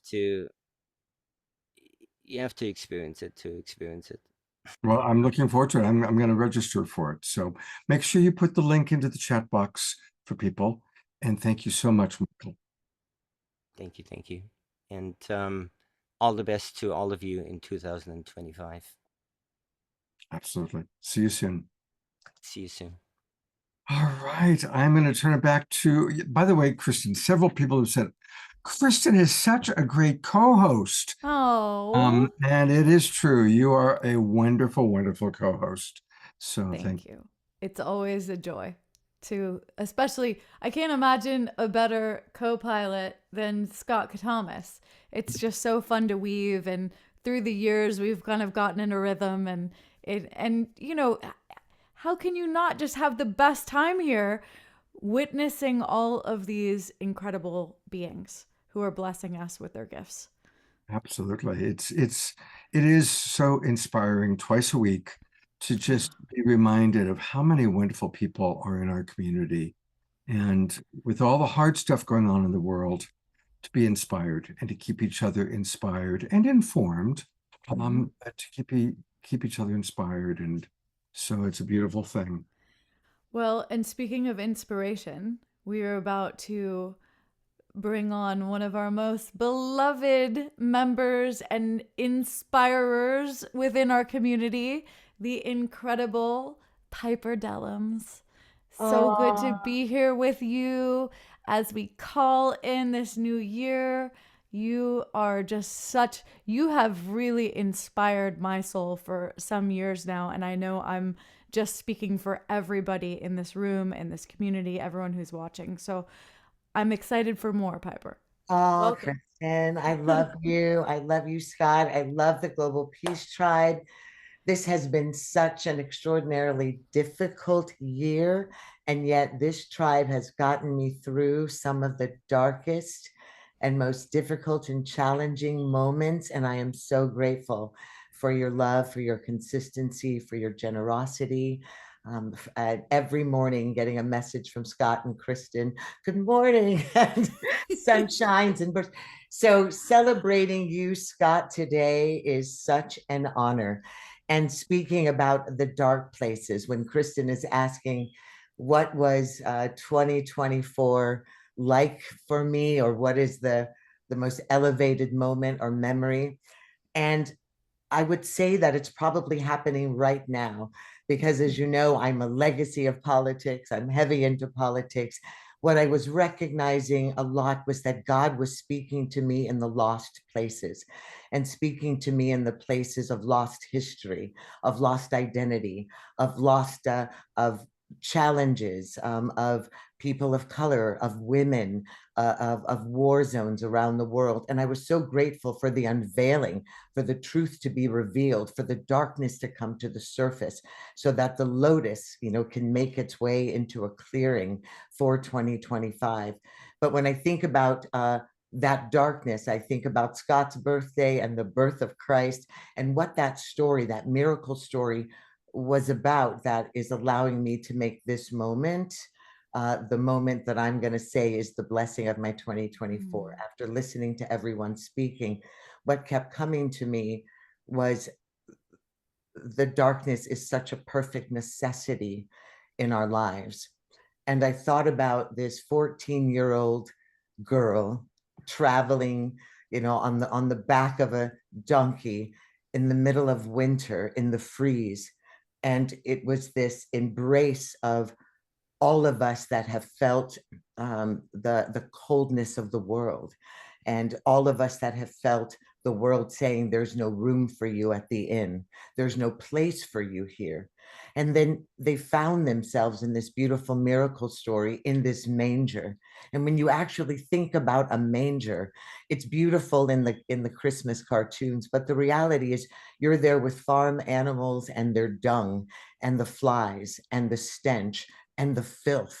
And here is this young girl and her beloved going through what we go through as mothers when everything in our bodies is being moved out of place, where we are being forced to push, and the blood of our birthing, the substance of life, and the being ripped open in the middle of a filthy, dark, smelly place. And yet what is coming forth?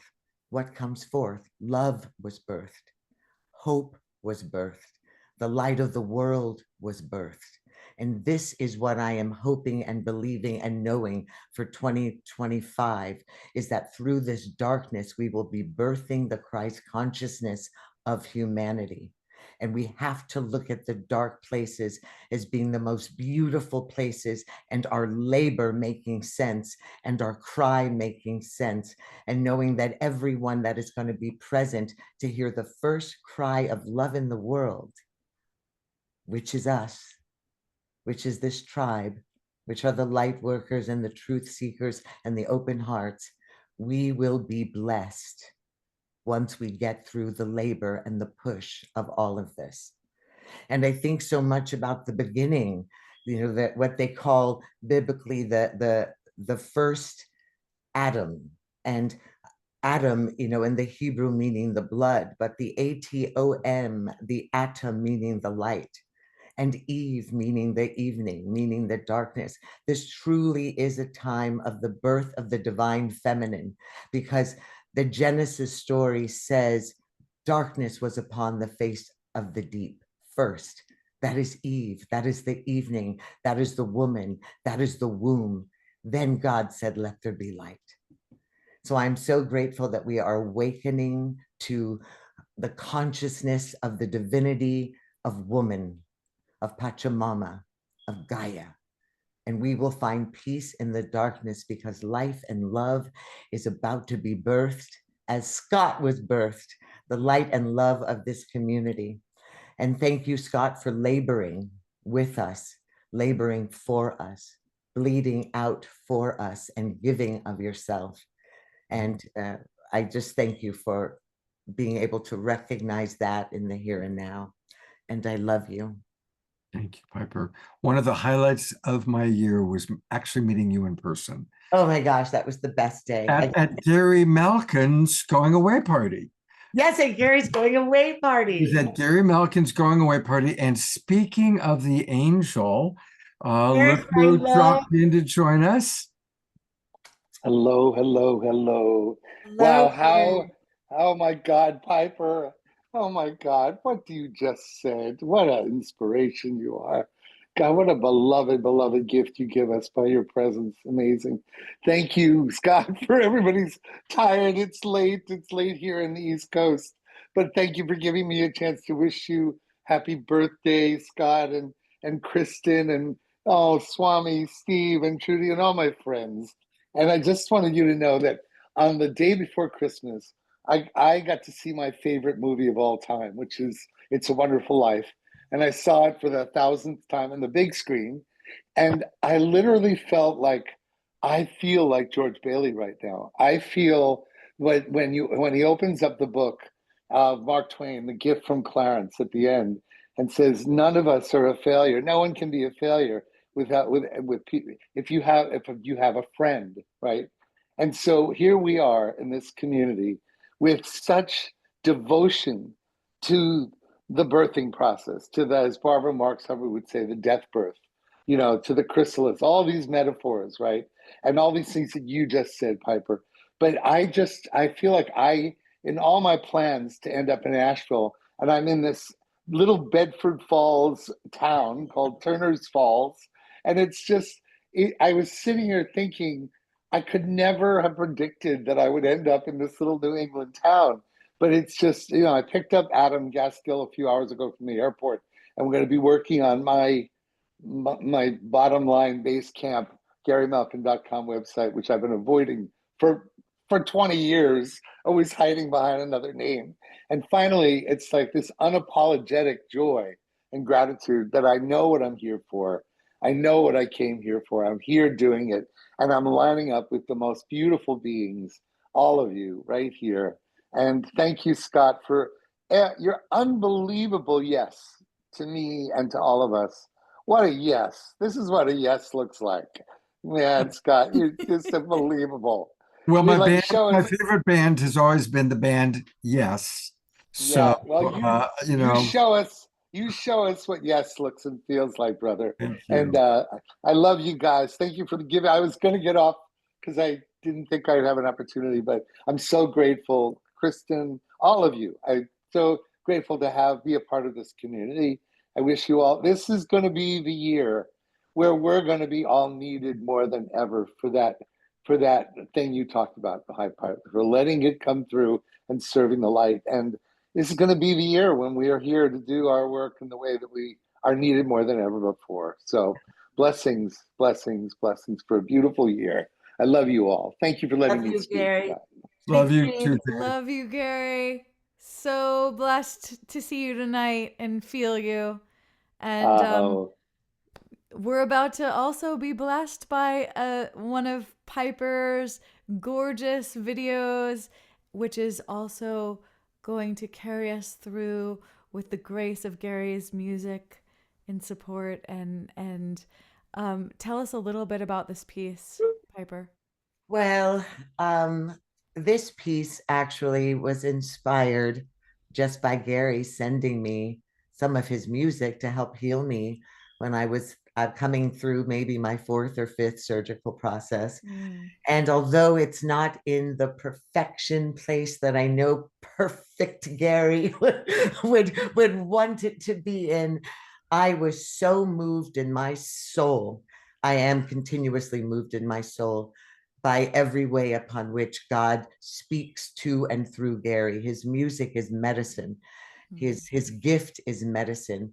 I met Gary without meeting Gary, as you all may know, in the healing process after my father passed away. And it was Gary's music, Gary's wisdom, Gary's genius that got me through the most trying grief period of my life and ascended my soul to a whole nother level of beingness. And Gary, for some reason, has been chosen in my life to also present that in my physical body to heal me. You know, to me, Gary is the oncologist that my body has needed and requested. So Gary sent music to help heal me in the hospital, and images and footage and beautiful things that my husband and I, my ex-husband and I, had been shooting all over the world. I had to dive into some of that because I didn't know any other way to thank him. And so one of the pieces he sent is a much longer piece, and it's stunning. And because we're talking about the birthing and the butterfly, it's called Chrysalis. And I put footage to this literal perfect piece of music. And I spoke from my heart what it was speaking to my soul. So in its incompletion, at least, it's beautiful to share a piece of that with you today, and share a piece of that with Scott as the birthing of Scott we're also celebrating. So that's what this is. And a suggestion to everybody, it is a beautiful piece. We've really enjoyed looking at it and watching it. The volume's a little bit low. So if anybody has earphones, this would be a beautiful to hear Piper's voice, you know, that deeply, you know, coming into the brain, and the music, it's Gary Malkin music. So it's gorgeous. So if you have earphones, go get them, put them on. Otherwise, turn the volume up on your device to as loud as you can, so that you can fully enjoy this beautiful, beautiful video by Piper, music by Gary. And we'll see you all on the other side.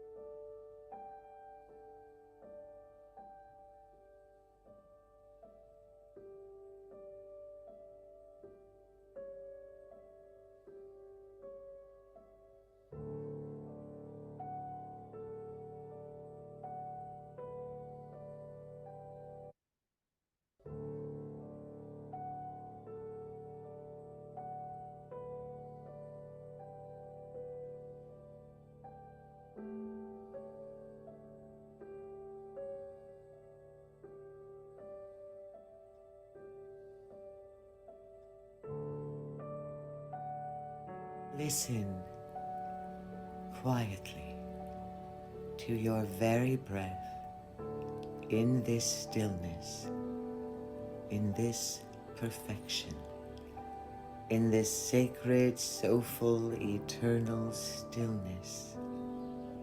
Peace.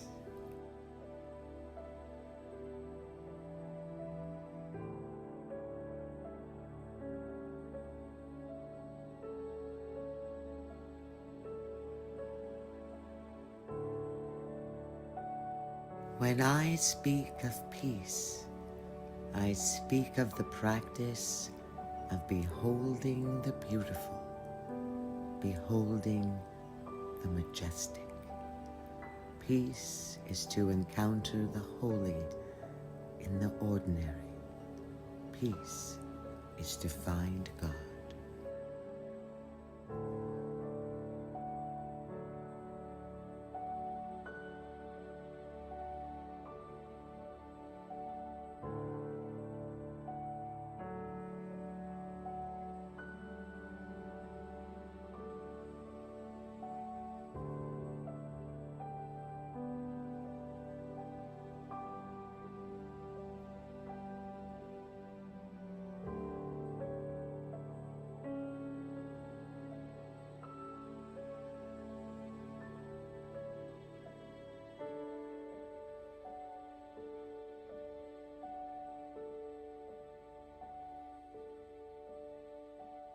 For it only takes a moment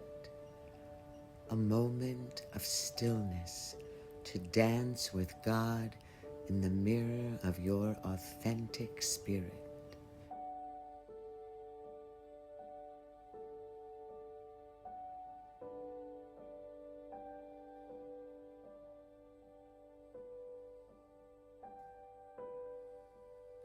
You are spirit. You are peace. You are love. Breathe it in.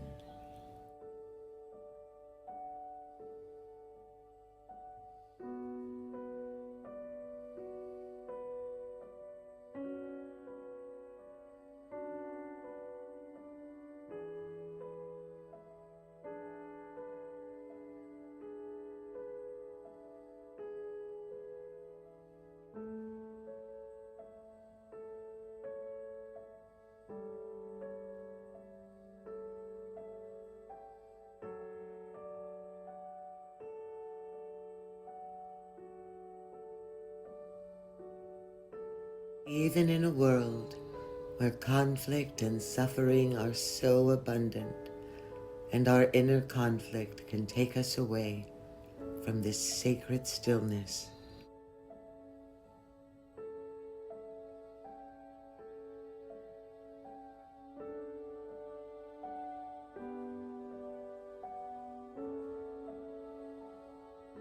peace is always beautiful, and beautiful is home.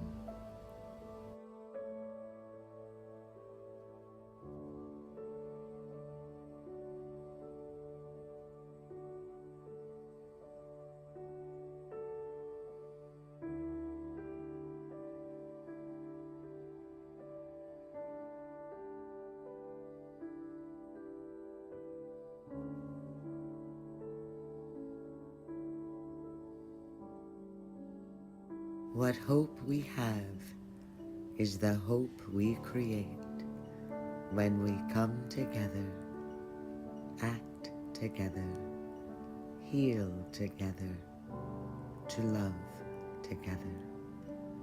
We must first forgive ourselves and one another, for radical forgiveness is the road to peace. This is love. This is the stillness of God.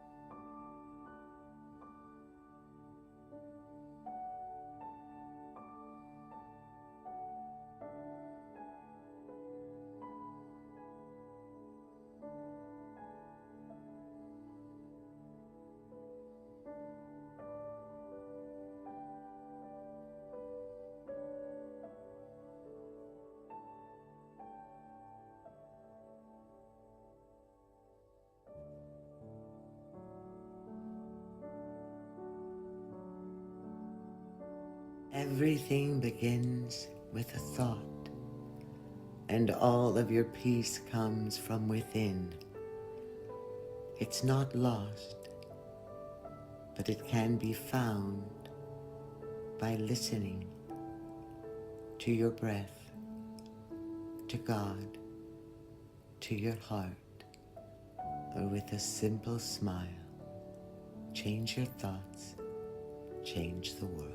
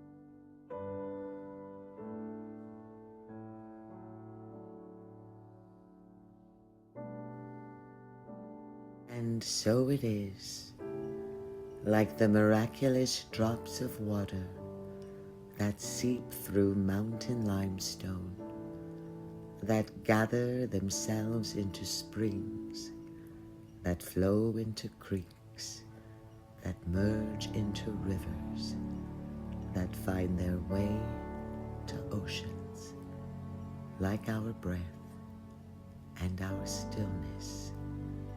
Peace.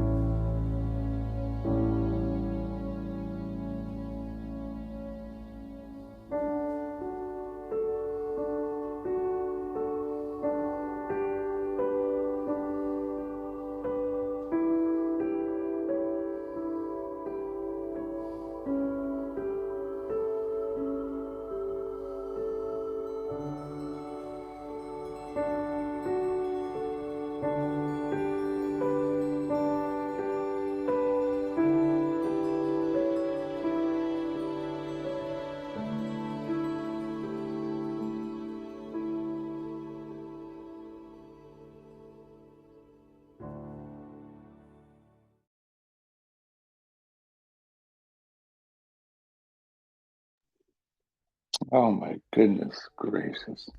Oh. God, Piper. Oh my God. Wow. Just wow. I'm going to read just a few of the comments. I'm not going to be able to read all of them because there are 20. Dr. Laura writes, Piper, that was magnificent. So peaceful and calming. Thank you. Roger and Bonnie, breathtaking. Dr. Laura, I wish there was a button to push to change my thoughts, just like that video was one to change the screen view. Shauna writes, cellular ambrosia of soothing and healing. Thank you, Piper and Gary. Magnificent. And there's literally 20 other comments all coming in. Just extraordinary. So Piper, that was such heaven, alchemy beyond words. Every image, every word, every inflection, every frequency was spot on. We have to turn that into something that ends properly, but that was absolutely I amazing. know, Amazing. and where my sound is proper, but I have to leave that to you. That was I literally made that on 1,000 pain meds, and laying in a bed, and I tell you something honestly, if all I did every morning was just look at that, I would be enlightened in 10 days. I mean, well, you can do that. You can do that. I love you, Gary. We'll talk in 10 days, Gary. Well, what we know is that Gary and I hopefully will be blessed enough to perfect that album of his and turn this vision into something to help heal the world. You will. You are. You two are making pure medicine magic together. Truly. I think Kristin, after all my training, for me to play something that simple took such an evolutionary path to let go of the need for complexity to define me.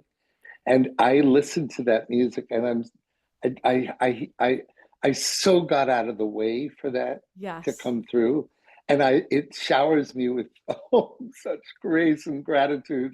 And to hear Piper on top of that, just complete it with the most perfection spiritually. Anyway, I could say more, but I'm just going to stop and just be in awe of the whole experience. Thank you. Thank you, Scott. Thank you, Kristin.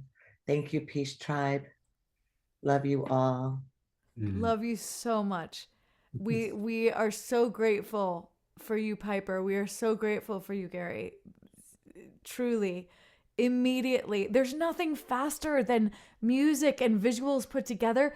I mean, you are instantaneously brought into a new space, into a new moment, into a new possibility. Isn't it a miracle? It's a miracle. It's pure miracle, right? We're so fortunate we get to create things like this together.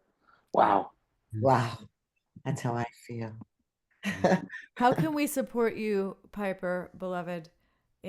Oh gosh, your love and consciousness and your blessings that's the greatest support. And and I'm hoping for every door to open up. Keep sending blessings to Gary so that we can find a path to be able to move this thing forward and continue to bless and help heal Eleanor Joy and myself and others. I hope I'm not missing anyone else that's going through a health crisis, but also for George and I know for there was a young lady whose father had passed, I remember.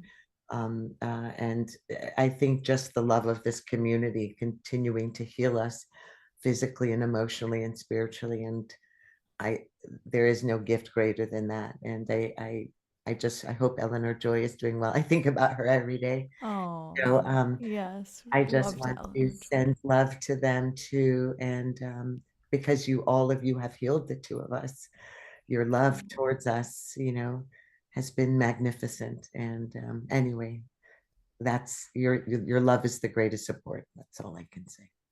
Well, thank you. And I do want to remind people that there is a GoFundMe that was started for Piper. It took me a moment to open it back up. But if you go to GoFundMe and you just click Piper Dellums, it'll come up for you. And I'm going to put that into the chat box also. Happy birthday, dear Scott. Thank you, Piper. Piper? Yes. Let's pause. Let's take a power pause for a minute. I just want Piper to receive Piper, you give so much. Just let that in. Scott just shared about, we're going to give to Piper for a moment. Piper, let it in. God, Kristin knows me so well. I was making sure. Thank you for your gifts to us. We know it's Scott's birthday, and we also want to support you, and we love you, and we're so grateful for you. Thank you. And thank you. Thank you. I love you. I love you. Well, we are in the home stretch here. Once again, thank you, Piper. Thank you, Gary. By the way, I'm glad to see Swami Steve is still with us. One of the comments was Swami needs to come up with new words to describe how amazing that video was. Yes. I'm sure he already has some. There he is. Yeah. Well, you know, I mean, sometimes, I mean, I'm a word guy, definitely a word guy, but sometimes wordlessness really says it all. In just being in that space. So that's part of the pause. My mind works all the time. So to kind of give it, okay, we're gonna hit pause here. And with dog's pause, that really makes it a lot easier because it disrupts my normal schedule when she wants to play ball first thing in the morning. Yeah. She has the ball in her mouth. She's ready to go. So. Along those lines, the greatest sports broadcaster, most people believe or agree, was Vin Scully. Oh, absolutely, yeah. And when something big would happen, Vin wouldn't say anything, right? He would just let the audience and all the applause and all the cheering, let that carry the moment. So I thought that was the voice that lulled me to sleep as a little kid, listening to the Brooklyn Dodgers. And then people a little younger than me heard his same voice with the LA Dodgers, and what a presence. Yeah. No, we could go on about Vinny, but that's another show. Yeah. Thank you, Swami. We'll have a whole Vinny show. Vinny Yoga. We know about Vinny Yoga, don't we? Well, Kristin, we are in the winding down, but I'm so glad that the last big event for tonight is us sharing from you. Oh, well, thank you.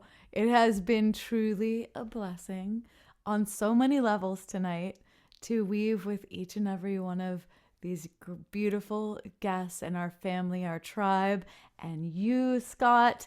And I thought I would end with this piece, which is all about kind of that New Year energy, stepping into the new beginning. And you can always come back to the pause and begin again. Each moment you can choose. You have this choice point. Do I want to begin again? Oh, yes, I can do that now. And I can leave everything else behind. So as you're listening to this song, just give yourself that beautiful grace that Scott talks about. Give yourself the permission to begin again in this moment. And love you all so much. Let's see here. Okay. Oh. And also, I just want to use this song as encouragement. Sometimes we have something that we've wanted to learn or try for a long time, and the fears come up, and for whatever reason, we don't do it. On this song, I had this vision that, in the middle, I want there to be this harmonica solo. And I realized I didn't really know how to play the harmonica, but I got out my grandfather's harmonica and I practiced for about 3 days straight. And I'm like, I'm going to play this harmonica solo. And after just putting my heart and soul into it and being a patient learner, I was able to play the harmonica solo. So when we get there, just let that be a beacon. If there's something you want to learn, you can do it. Just one little step at a time. Maybe it's a harmonica solo.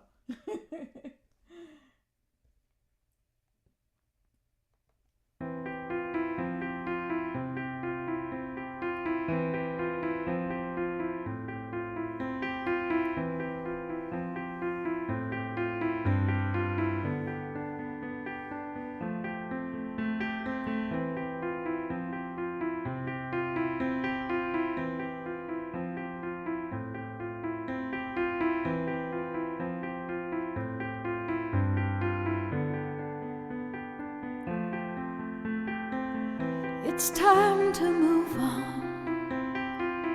It's time to let go. Be the one who always knows.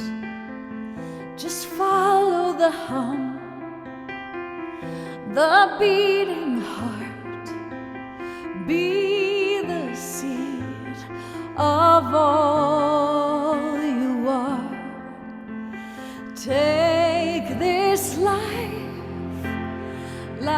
like an open ocean in your hands. Let it all begin again.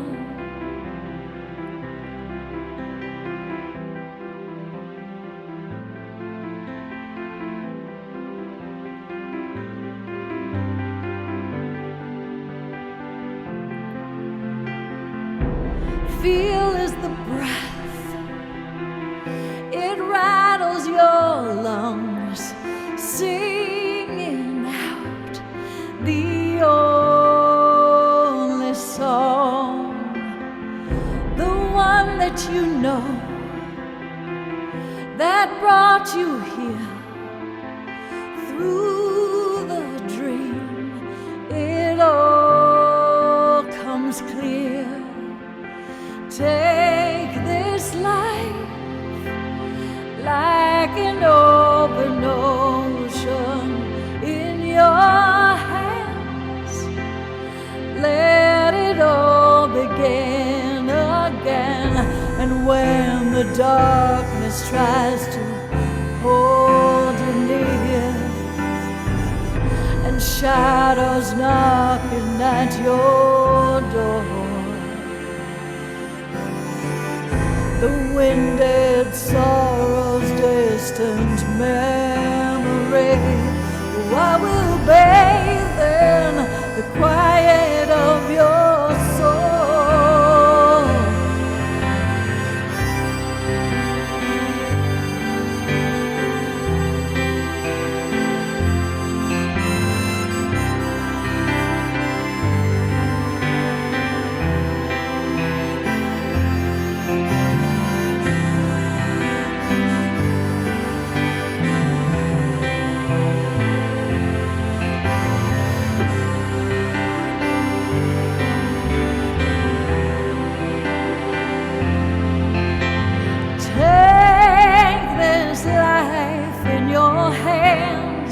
All the voices are calling like an open ocean.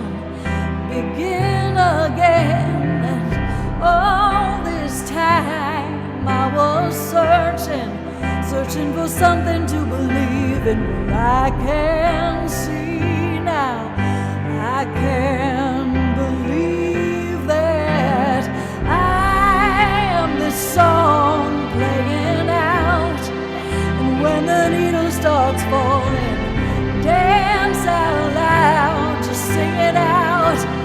Be the living and take this life in your hands, in your hands, like an open ocean. Begin again.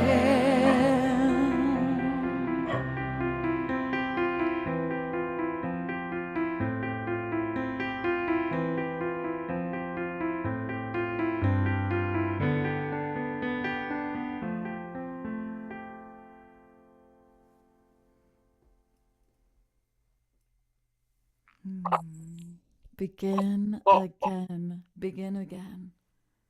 Every moment we can. Take your life in your hands like an open ocean. Begin again. My little dog is over there wanting to come in. He got kicked out before.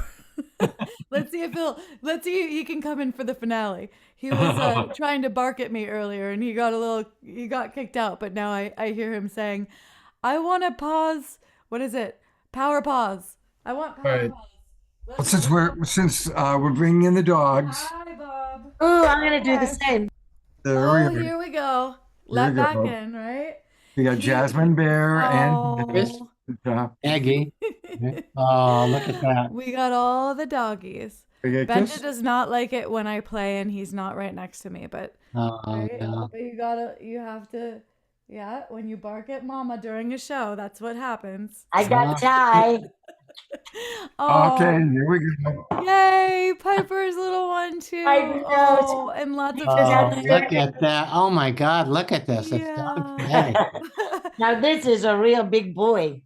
Oh, there he is. Oh, look at that. Wow. Such a beauty. All the power paws in the house. We got to give it to these beings. They really do. Talk about what's going to get us through in the best way 2025. It's probably these beings keeping us out for the walks, connecting with nature. They're in the state of consciousness we're all trying to get to, you know. They're already there, you know, and that's what I'm aware of with Jasmine Bear. She's in the state of consciousness I'm trying to get to. So Look at that face. hey, I want to remind everybody, I do have another birthday wish. I'm gonna take advantage of my birthday wish power. Aww. And that is to join Kristin's membership program. So if you go to KristinHoffmann.com, KristinHoffmann.com, make sure there's two N's. It took me a little while to learn that one. And then click payment and membership. And then go to become a member. Now she's got this wonderful sonic soul family that she's put together. And once a month on a Sunday afternoon, we gather for about an hour and a half, and she plays a couple of songs. And there's always a beautiful theme, always a beautiful, appropriate theme.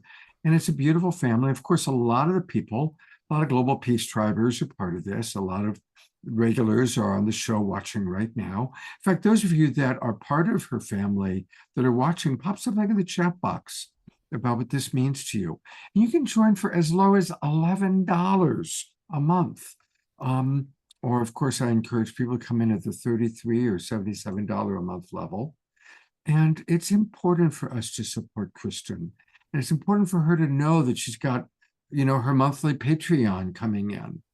So let's all support her because she is the voice of an angel. One of the comments that came in earlier today, Kristin, was that Kristin Hoffmann proves that angels walk among us. Oh, that is so sweet and beautiful. And I will tell you, I'm very human and I have my moments and my challenges and I have my inner frustrations in the moment. There are moments, not on the screen usually, but where Kristin Hoffmann gets upset and that I'm working with my things, you know. But thank you. That really is, that's so sweet. Thank you. And I think we all have our angelic presence that we're bringing through in our own ways. And when we tune into our gifts, when we tune into what lights us up, that's when our angelic presence really comes through. So I feel like when I'm doing music, that's what really lights me up and connecting with you all. And so you feel that. And when I'm watching Piper's videos, I'm feeling that. And when I'm watching you, Scott, in your element here, facilitating for everyone, I see your big angel wings popping out. Oh, thank you. Thank you. And I see Steve up there, as you bring us into laughter. Ooh, I see some very fluffy wings that come out there. Woo, big ones, big fluffy wisdom wings that help us to laugh a little more. Thank you. Well, you know, and thank you for acknowledging the human side. That's why Swami invented tantrum yoga. Use your anger to heat your home in the wintertime. It's very powerful. So. Yeah, I love that. Tantrum yoga. We'll have to try that maybe on the next show. God gives you what you want. I'm going to bring our guests up one last time, our presenters, Omashar, Piper, Nikita, because I want to thank all of you for blessing us with your presence tonight. And I want to close with a vision. Let's all close our eyes. And let's build a bridge between now and exactly 1 year from now. And let's imagine that we're all gathering together, hopefully on a Global Peace Tribe show, and hopefully Kristin's co-hosting once again as a tradition.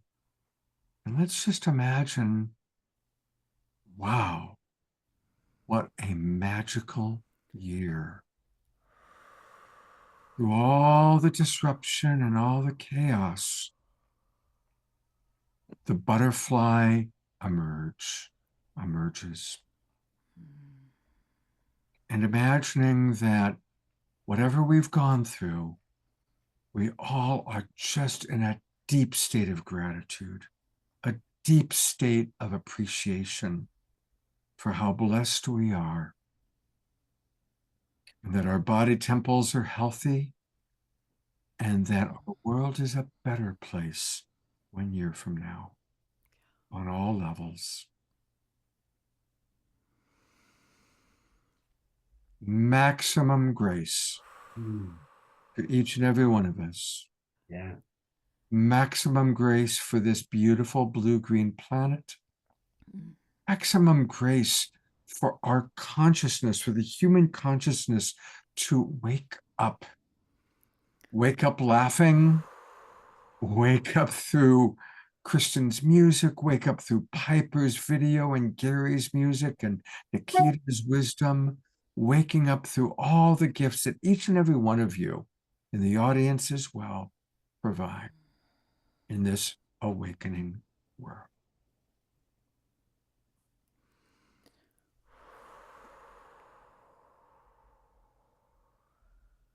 Thank you, everybody, for being exactly who you are.